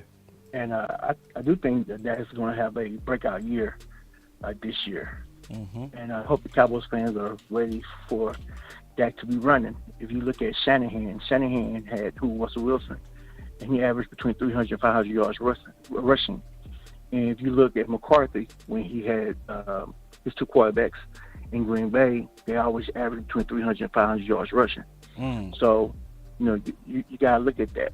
So, you know, that's one thing that Dak don't have to revert back to 2016 to, hey, doing negative. Because in the West Coast, guys, for some of the older guys that used to the 49ers back in the 80s and 90s, all their big plays came off of what? Naked boots and bootlegs. Always. They did play action. They had the quarterback roll out. They gave usually Rice that time to go do the over route, and allowed their quarterback to get his shoulder square to the line of scrimmage to bomb them. That's what they did. If you look at Green Bay in the early 2000s with Brett Favre and with Rodgers, that's what they did. If you, I hate to say it, 2016, the playoff game, that dude killed us on bootlegs. He did. He killed us on bootlegs. Why? Because it makes your defensive end have to be honest. How bad you want to get the quarterback or not. And so Dak is going to have to revert back to 2016, 2017 Dak, where he's, you know, doing the naked bootlegs or bootlegs. And if y'all want to know the difference is, bootleg, you have a lineman or someone protecting you. Naked bootleg is just him and the defense coming at him. So that's different between the two. And so I think it's going to be great for Dak, because that's a staple of their offense, is to do the stretch run, make the defense commit, and then Dak out the back. There's a couple of different variations. A couple of variations is you can have a guard pull out, and Dak has an option. He can go, and the quarterback would say to the lineman, go. He knows to block, or he'll pass that ball deep, or pass the ball short. So it's great, because guess what? He has clear view, because he has no mess in front of him. That's why in the West Coast, they love calling a naked boot or bootleg, especially when the quarterback is 6'2", 6'3" like that, to get him out that trash and give him those options. Man, you know what we need to do, bro? We need to get a whiteboard some way, man. Me and you, we gonna figure that out. You know what I'm saying? And really kind of go through these concepts, because when you start talking about all these offensive concepts, it lose people. But if we could like really break this down, because I'm with you. Yeah, I'm with you all the way. Mm-hmm. But I want to really break that down, what you're saying, by a diagram, so that people can see the offensive advantage. You know what I'm saying? So now, but definitely good point, Big bro. time. Yeah, I see. I just know we getting ready to be dangerous, bro, and I'm excited for it. Like, I'm very, very excited for what's getting ready to happen. Now, I do have concerns that I'm gonna talk about today, and maybe you can go through it a little bit, okay? Maybe you can calm me down. Boss. Always, man, great no, show. No. I want to talk about it with you. I ain't rushing you, unless you gotta go. I want to talk about one of my concerns. I'm gonna bring it up again today when we have a panel, but I want to talk about with you because of your offensive mind, your offensive background. Okay. I'm concerned about us in the power game. Mm-hmm. I'm not really worried about the West Coast. I feel like we got the pieces for the West Coast, but I don't really feel good about the pieces for Shanahan. You know what I'm saying? Right. And I'm concerned about us in the red zone. I'm concerned about us closing our games, because Jones is the only power back right now that we have. Mm-hmm. What's your thoughts on that? All right, so it's two things. Mm-hmm. Now, when you don't have a power back, about 3 years ago, with my football team, we have a power back. So what you do is you do what the Cowboys did. You go and you get a tight end that you can have a six-man front. Right. Well, a six-man front will allow you to do is have three double teams up to linebackers. When you have three double teams, that allows you to get that initial push. So I don't need a guy like Zeke to give the push himself. I'm setting it up by having a blocking tight end with a tackle, the guard and center combo, backside guard and tackle, and we zoning it. Yeah. If we do that, you allow guys like a Pollard to be able to, where Zeke is going to get 5 yards with that system, he can bust it and go. So because I love it, and great analysis. Because what you are hoping for is to get a linebacker that doesn't scrape. Mm-hmm. All the time, I remember watching live games. OC used to be so upset, and also coach, because the linebackers wouldn't scrape. When you have 6 big boys coming, you test the heart of a linebacker, and because everybody run big nickel, that's what that's for. You want a safety looking down at a 260-pound tight end or a 300-pound tackle coming at him. Are you going to scrape over the top or not? Okay, let's talk about. If you don't scrape over the top, Pollard got the outside, he's gone. If you scrape over the top, Pollard got the inside, he's gone. Hold on real quick. Let's talk about it. Let's talk about it from this standpoint too. Frame, okay? Mm-hmm. Because with a power, with Shanahan running a lot of power, right? Yep. I didn't tweet this, but I've been wanting to tweet this for about 2 weeks now. Since I talked to my partner Blackwell. We was talking about Zeke and just matchups, right? Yep. Who is more Marshawn Lynch, Pollard or Zeke? Right, Paul. Perfect. Paul, you said it best. Who getting the dirty yards now? Like who? You know what I'm saying? Like. Yeah. To me, it'd be Zeke. Zeke always got the dirty yards. Bruh. But on this team, right? On this team right now, I don't know if you said it or maybe it was another show I was watching. Davis is the most balanced back that we got. That has power and speed that I've seen. And like I said, I need to see more of him. But in the preseason game that we have seen, that's the guy that I've seen. Gotcha. I'm gonna be honest with you, Coach. I ain't gonna never lie to you. My partner Blackwell said it best. We got a lot of lightning, no thunder. No thunder. I agree. Hey, for real. See, I'm gonna talk about this tonight. This is what I want to talk about tonight when we bring the panel together. So I want to talk about this tonight. So that rumor might not be wrong. about them thinking about bringing back Zeke. Right, because bro, see, because doesn't he, wrong. Bro, I thought I was crazy to be thick, because I started thinking within the sense I talked to my partner Blackwell, I was like, bro, you know what? Zeke, as a closeout guy, might be our missing link. And it was the first time I started thinking that, like, yeah. So, and I knew you would tell me, because you're not afraid to push back. You ain't never afraid to push back. No. So, to hear you also kind of concerned about that, that's something to me, bro. So what I want the fans to understand, we have enough film on Pollard to know that he's not a power back. He not. We have enough film. It doesn't take 100 carries. And guess what? We have 100 carries of Pollard trying to do it. He cannot. Last year, multiple times, the Cowboys, like, he ran 50 yards. The Cowboys did like you're supposed to do for a running back. Hey, you ran 50 yards, let's give you the ball. And Pollard cannot do it. And sometimes the Cowboys gave him twice. And third down, what they can't do is go ahead, come down there and get it. Yep. I mean, it's just, listen. A lot of lightning. As a running back, as a running back, when you're within the 7-yard line, it's something that goes down deep in you, that you smell the touchdown line. Either you're going to go get it or you're not. I love listen, you can say what you want to. All I know is this. When Pollard went out, them same offensive lineman was there. So you can't say, oh, no, it was the same offensive line. What's the difference? Zeke. Zeke was the difference. When we was inside the 10, Zeke brought it home. If you don't believe me, look at his stats. How many touchdowns did he have? Come on now. So I'm just saying, it's a reason. Like some backs just have it in them. That's simple. They just do. That's simple. Man, so, I mean, fire call, bro. Fire. Man, y'all clap it up for everybody. And if you don't believe me, it's the reason why Cleveland went and got Hunt. That's all I got to say. Look at the year when they went and got Hunt. They needed a running back that was going to get them 30 yards.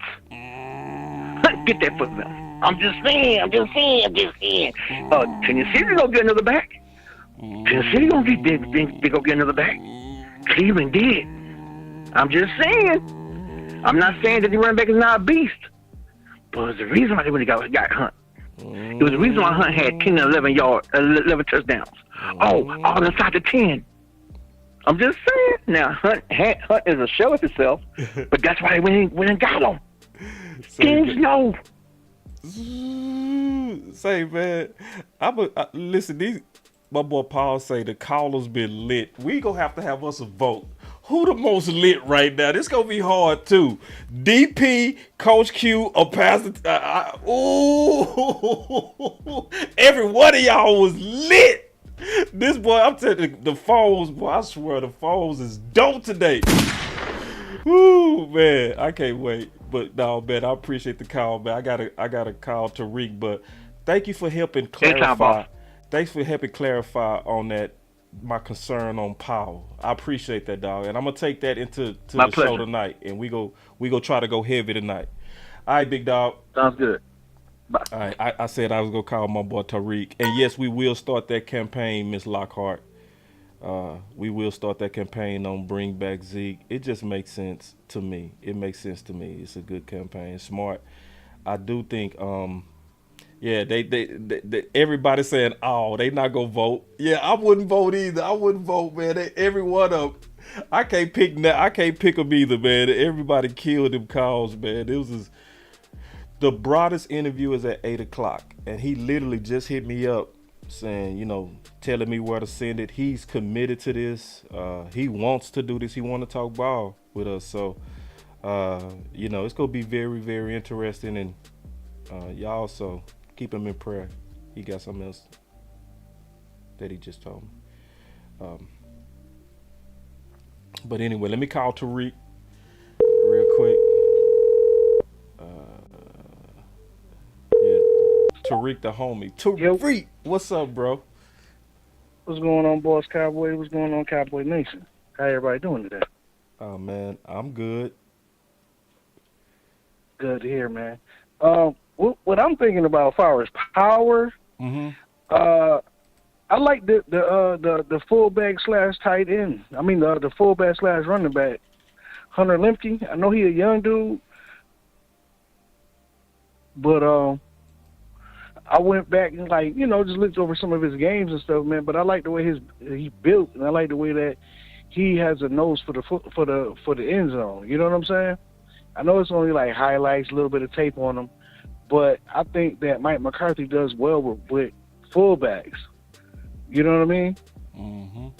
Because you remember when he had Kuhn in Green Bay? Yep.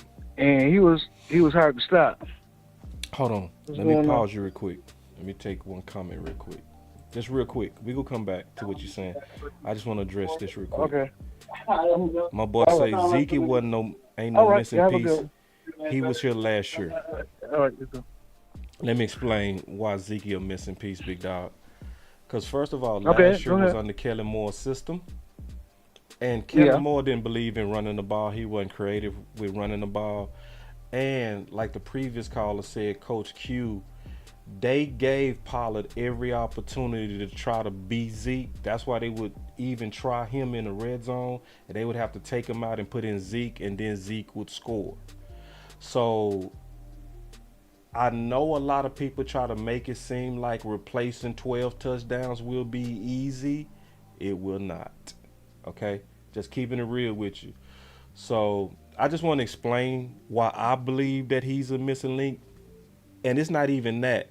It's also based on Shanahan's running system, a power scheme, where you have, fullbacks and stuff like that. And that's why I asked the offensive coach on the last call. I said, maybe you can calm me down. Who is more Marshawn Lynch, Zeke or Pollard? And he was like, Zeke. And for what Seattle was doing, Pollard fit a West Coast running back to the T. But when it's time to close out games, I'm just being honest on where we could be missing a key piece. So this is not Zeke bopping, Zeke love, he deserved to be here. I ain't thinking none of that. I'm just thinking who fits what we could need. So I just want to address that real quick because I think that's a good comment. So, and then we can go back to what we were saying, Tyreek. That was a good comment, though. Yeah, well, the reason what I'm saying is that I don't want Zeke to be here to be a progress stopper of some of these young guys, these young fellas that's hungry on this team, because like the last couple of years, they especially let's go back to these playoff games. Mm-hmm. Look how they was featuring Zeke in the playoff games when Zeke should have been on the sideline, and some of those San Francisco games he should have been on the sideline, man, because I think they get a little bit too Zeke heavy. You know what I mean? And like the reason I feel like some of the times Zeke should have been sitting on the bench is like the first playoff game wild card game against San Francisco. Zeke shouldn't have been out there that much because his leg was already injured. And then you sat Pollard down the week 7 or 16, 17 of that year.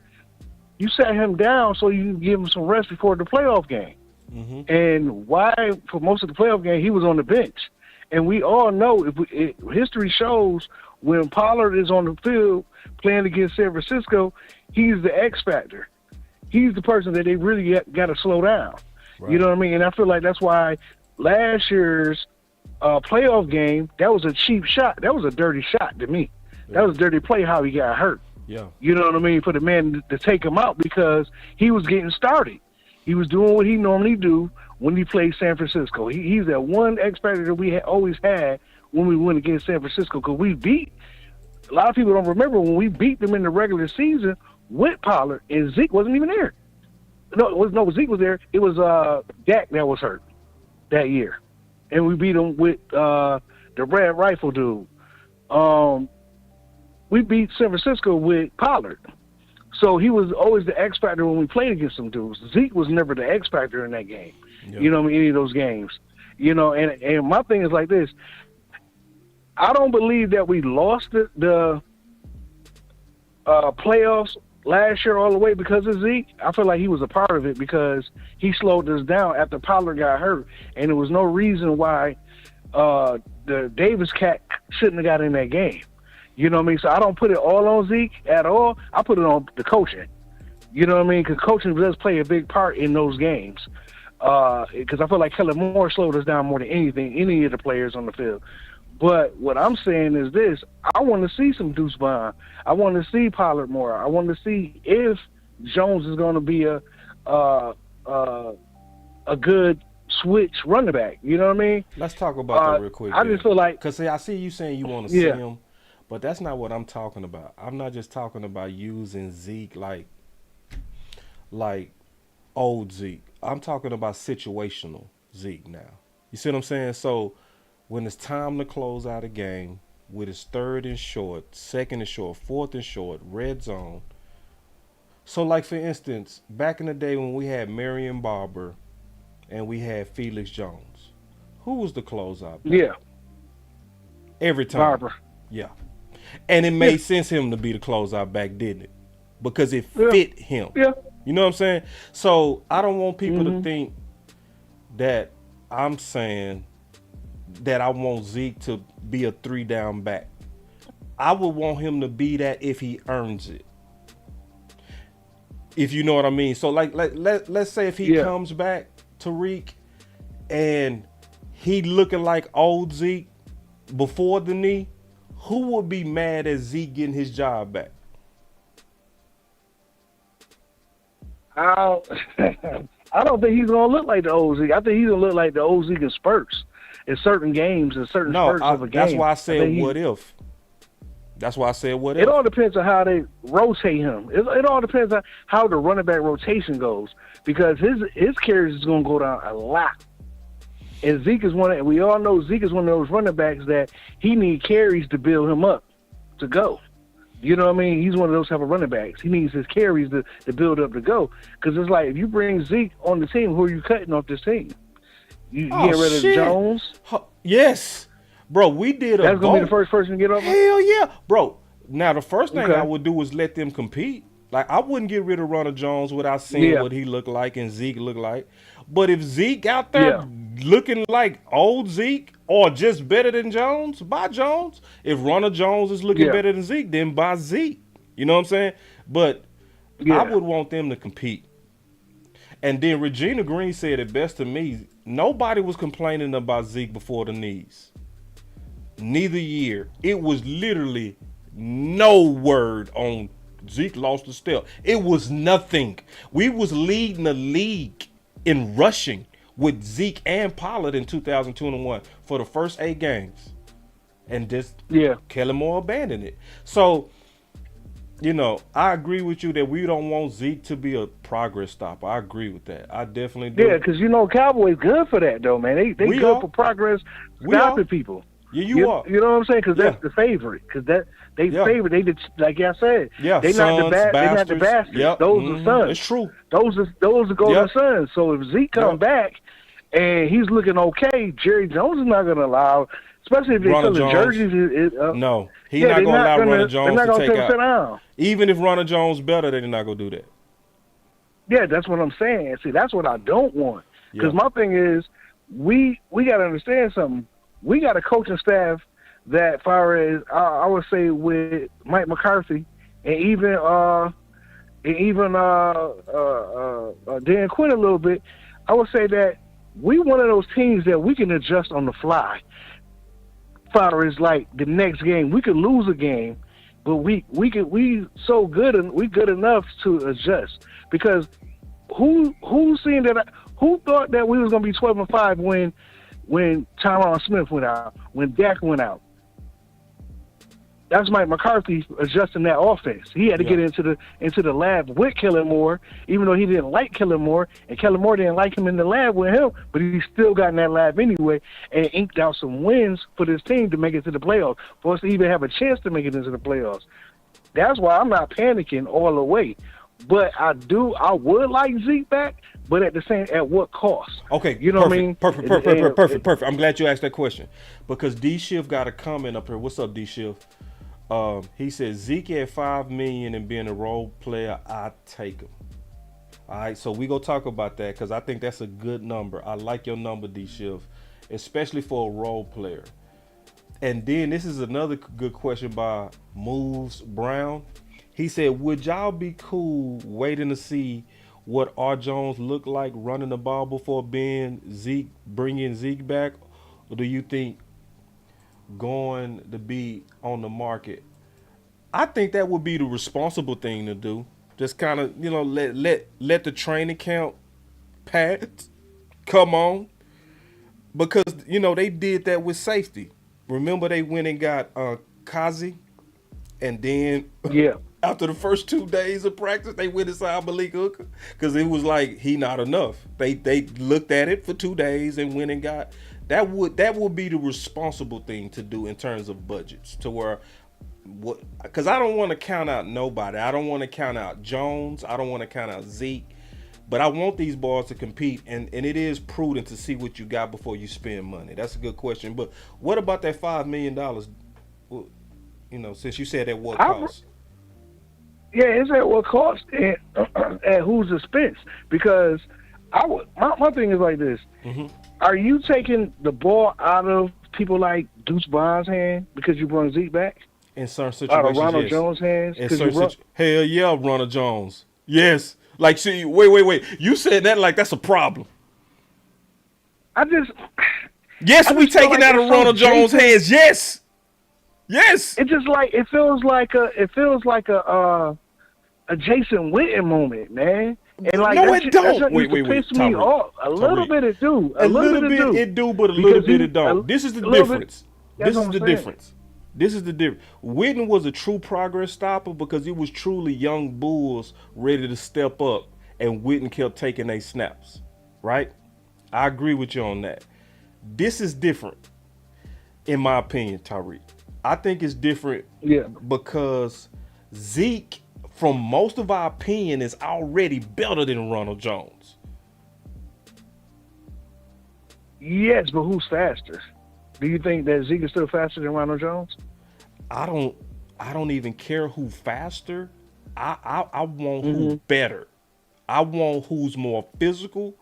I want who can close and who got a nose for the end zone. I'm already thinking that, I'm not even thinking Zeke is that guy who could run away no more. I'm not even looking at Zeke like that. I'm looking at Zeke as a short yardage specialty, a closeout back like Barber was, right? And a red zone guy. And a guy that's perfect for a power scheme where you got a fullback in front of him, and that's one of the things that made Zeke. So, I'm about to say, now you put that fullback, right? You put that fullback, a good blocking fullback in front of Zeke again. Yeah, and that's what Brian Schottenheimer's going to do. That away. That's what he's going to do. Now, if they do something like that, I have to agree with you on that. I will work. Yeah. Because I remember how Zeke was with Smith. You right on this. When it's in between the 20s, I want to see Deuce in that situation. You know what I mean? Them guys that can catch out the backfield. You know what I mean? Because now, between the 20s, that fit those catching backs. Deuce, Pollard, that fit them. I also want to say this. Right, see, and this, and see, Montana, good point. He said Zeke was clocked at 22 miles an hour. That is not slow. It's not. I think we judging Zeke based on him playing through an injury. You know what I mean? And I'm going to be honest, Zeke, you played hurt, but when you put hurt on film, people go judge you based on that. Right? Yeah, because he not letting, because I really believe, like I said in that San Francisco game 2 years ago when we had Cooper on the team, when did they score? They scored when Pollard came in the game. They scored. They marched the ball right down the field and scored on San Francisco. So it's like, and then it's like with Elliott, he didn't want to get off the damn field. You know what I mean? And I was a little upset with him, but I was more upset with Kellen Moore because I feel like he was like a fish a fish out of water. He ain't know how to tell Elliott like, yo, bro, your leg messed up still a little bit. We gonna ride the hot hand. And Pollard's been the hot hand every time that we played them dudes. But it's always like, we got to put Zeke in because Zeke's the featured back. Like, come on, man. I want the back end that's going to move the needle, and we're going to go ahead and win this game. That's what I'm about. You know what I mean? Because I'm not about all the stats and all that stuff. I'm about the wins. No, I'm with you. And that's what I want to see. Hey, but you know what I'm saying? I don't care about none of this business. My boy asked, when did he run at 22 miles an hour? He ran it last year and the year before last year, bro. Sometimes, let me just tell everybody something, I'm just keeping it real. Because some things are said a lot, don't make it true. I'm just being honest. It's a lot of stuff that get put out there. Like, look how they do Dak. They say all kind of stuff about Dak. That's pure lies. PFF, when Zeke was literally in his prime and killing it, had him ranked number 8 and number 10, bro. So we got to be very careful of the narratives that get popular. Like Dak is average, Diggs can't cover. Like, it's all kind of stuff they say, and it's lies. Like, Zeke don't have it. It's like DP broke this down 2 weeks ago. They say Zeke don't have no more speed, but Zeke last year out of all the running backs had the longest runs, except under Pollard. So it's like when you go look at the real facts versus what's being said a lot, some of this stuff be just outright lies, man. You know what I'm saying? So, but my point is this, you know, like, I think at the right price, all of us should be open for Zeke. And I agree with some of your points, like not being a progress stopper. I agree with that. Yeah. I do agree with that. And that is a risk. That's a risk. That is a risk. I'm not going to. It's a risk. It's a risk. You know what I'm saying? It's it's a risk that I'm willing to take. Because I'm looking at it like, I do want. You hear me? Like, Did you hear what I don't said? get me twisted. I said it's a risk that I'm willing to take. I understand, and I'm not totally out on Ezekiel Elliott at all by any means. You know what I mean? I'm looking at it from this standpoint. Now, if we're gonna run the ball and you're gonna really give Zeke better running lanes for him to do his job, I'm all for it. You know what I'm saying? Because I know what Zeke can do on the field versus Ronald Jones. You know what I mean? I know what Pollard can do. I don't know what Deuce can do, but I do know what the Jones kid can do.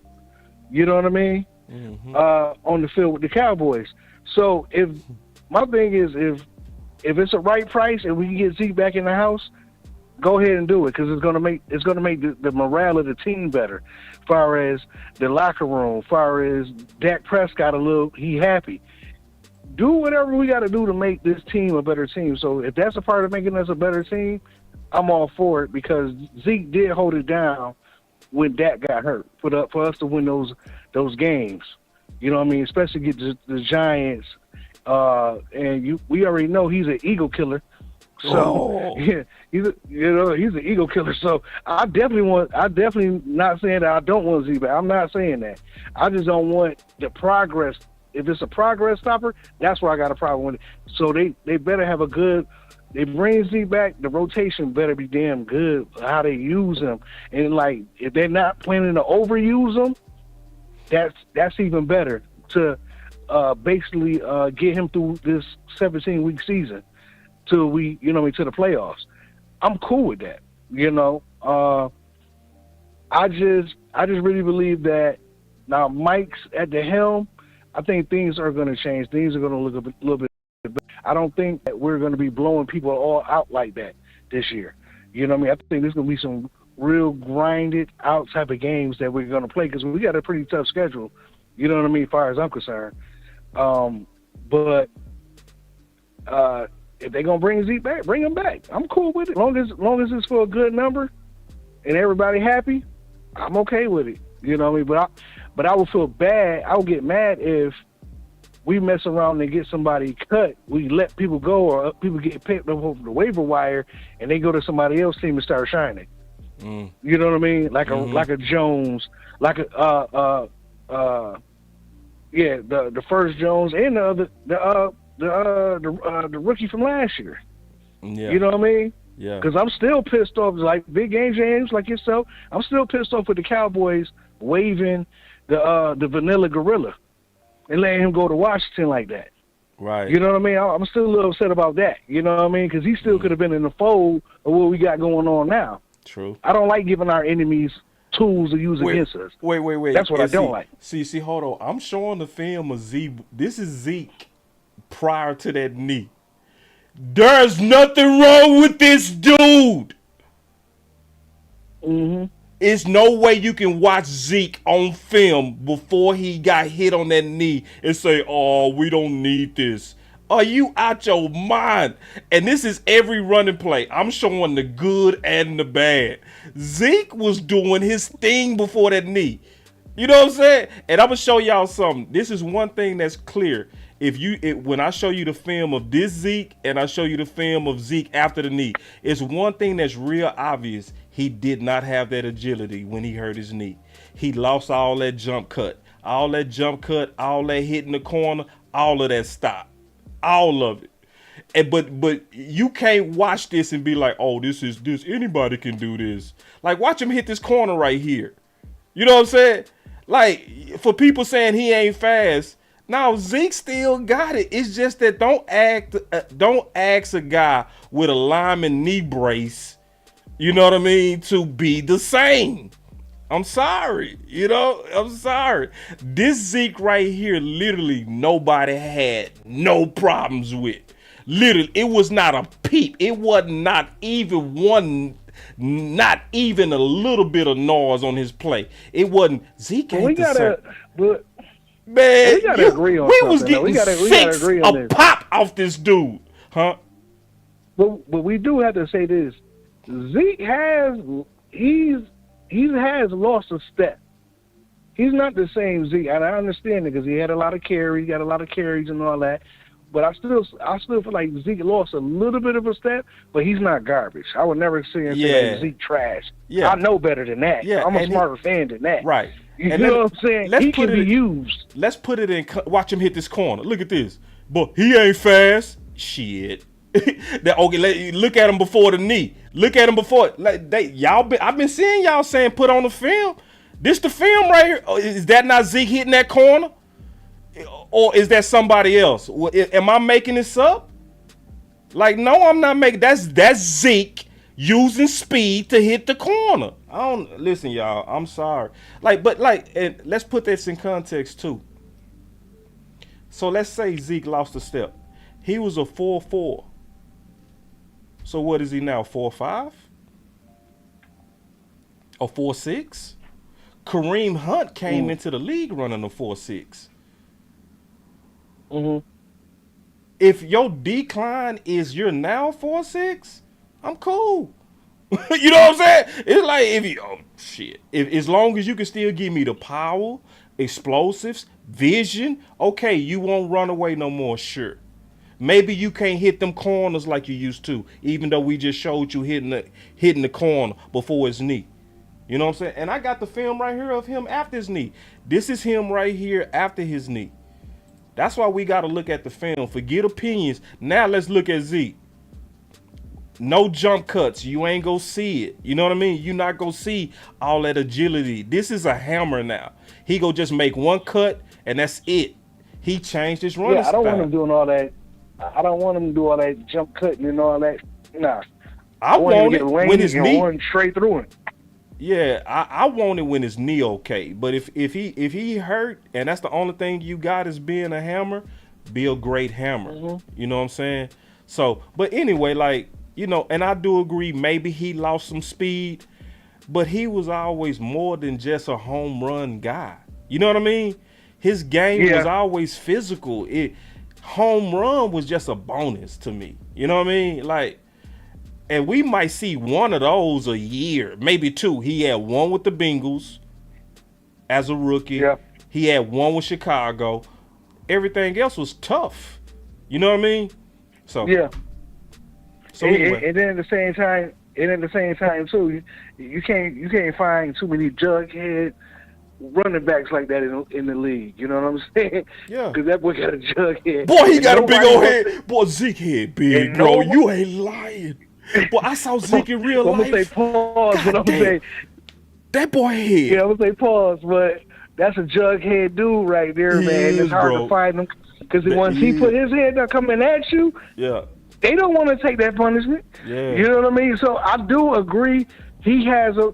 If we bring Zeke back, we do have a role for Zeke to play. We do. It is all about do Zeke want to humble himself to play that role too? We always got to remember that too. Okay. He might still feel like Let's I got talk it. about this. Let's talk about that, Tariq, because last year, did you see that interview that him and Pollard had? No, I didn't. Okay. Him and Pollard had an interview last year where Zeke talked about that in 2021 that he was selfish. He said that he didn't want to get out the games. He said he had to learn that that could be hurting the team, and that in 2022 he learned to share. You know what I mean? To where he's cool, and he said he learned some things from Pollard.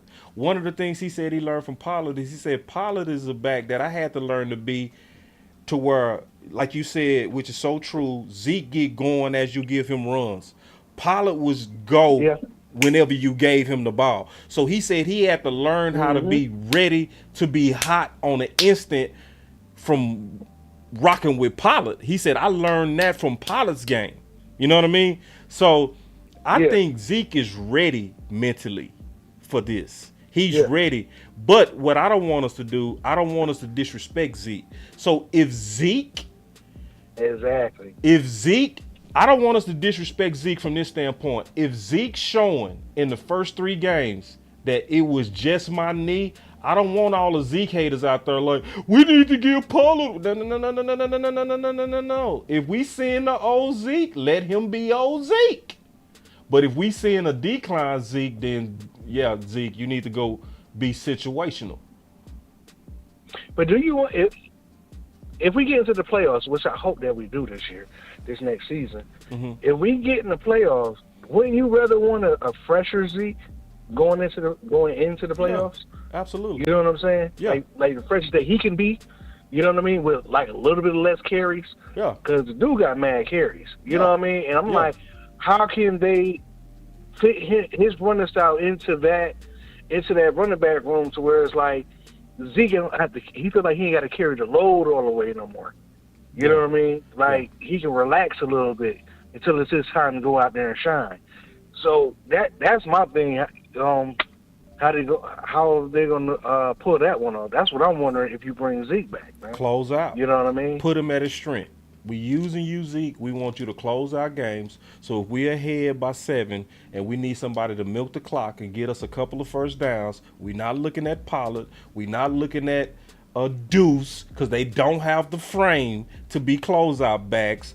We're not looking at them in a red zone. You go score all the points. They go do all the work. That's your role. Okay. Yeah. But if it end up being, so who will have to get? So what? 2 running backs have to get kicked off the team if Zeke come back? I say let's let 'Cause I don't training think they're getting rid camp. of I say Limpy. let's let training camp play that out. I want them back to see how they look in camp.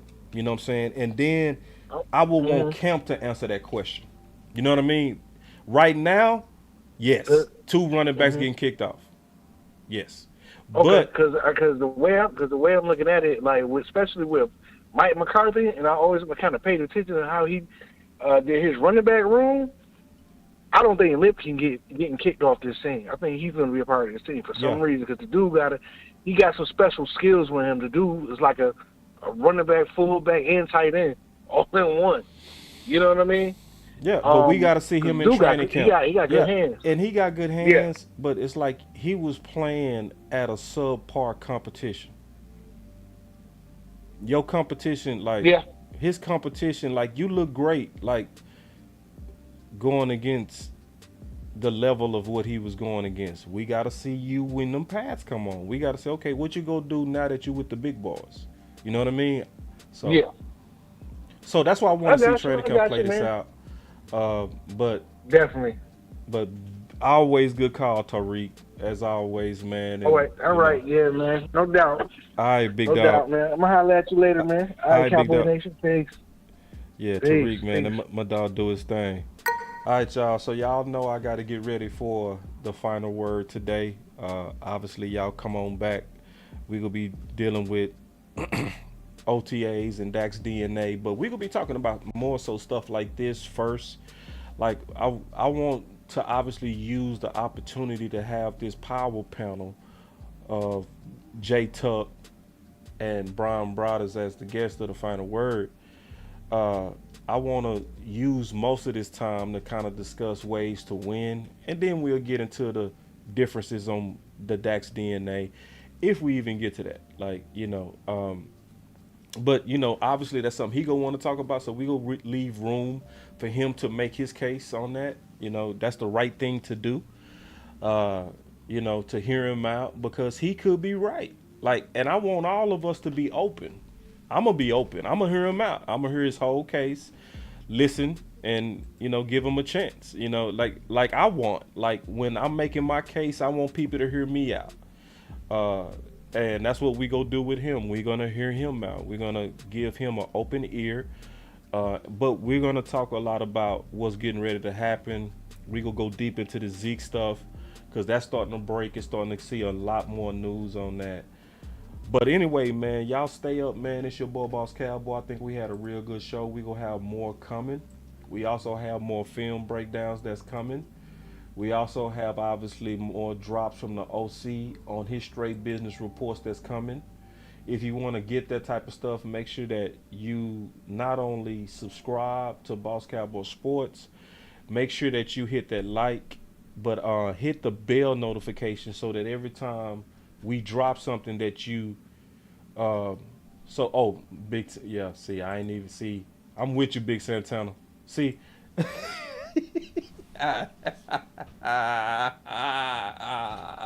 So anyway, like so we want y'all to get all the content that we trying to throw out there. We do believe that we one of the better channels. It's a lot of good channels. I believe this whole community is fantastic. I believe that, and I really do believe that everything I'm saying. I feel like the Dallas Cowboys content creators are literally the best in the world. Not even the best in the country. I think we are the best in the world. All of us, from my girl Star, Landlord, Henny, Cole, West Coast, Sky, Voch, so many, man, just so many, so just Law, Big Game James, the OC, and it's just the quality, it's the quality. We put a lot of heart into this, we put a lot of thought into this, and and I know we make a difference, and y'all see we make a difference. Like back in the day, tell the truth, when we first came out saying y'all voice matter, did y'all believe it? Tell the truth, when I first came out saying our voice matter, did y'all believe it? For real, did you believe it?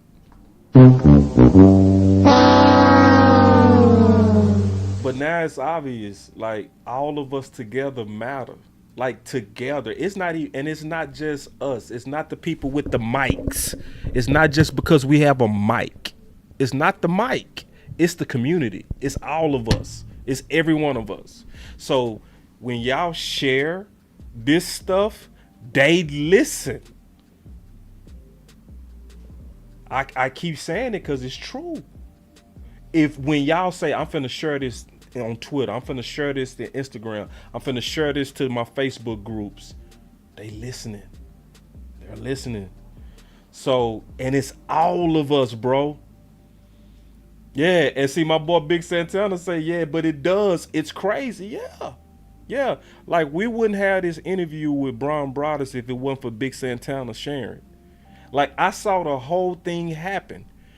I just mentioned, I said, man, I think I'm gonna do a response to what Brian said, because I got a different thought on it. That's all I said. And my boy Big Santana said, please respond to it. And if you do, I'ma send it to him. That's exactly what Big Santana said. And I said, yeah, you know what? Since a lot of y'all want to hear me respond to it, I'm going to respond to it. I responded to it. I was very respectful, you know, because I do like Brian. I like the fact that he stand on what he say, but if you talk him out of it, he'll change. I hate people that don't change.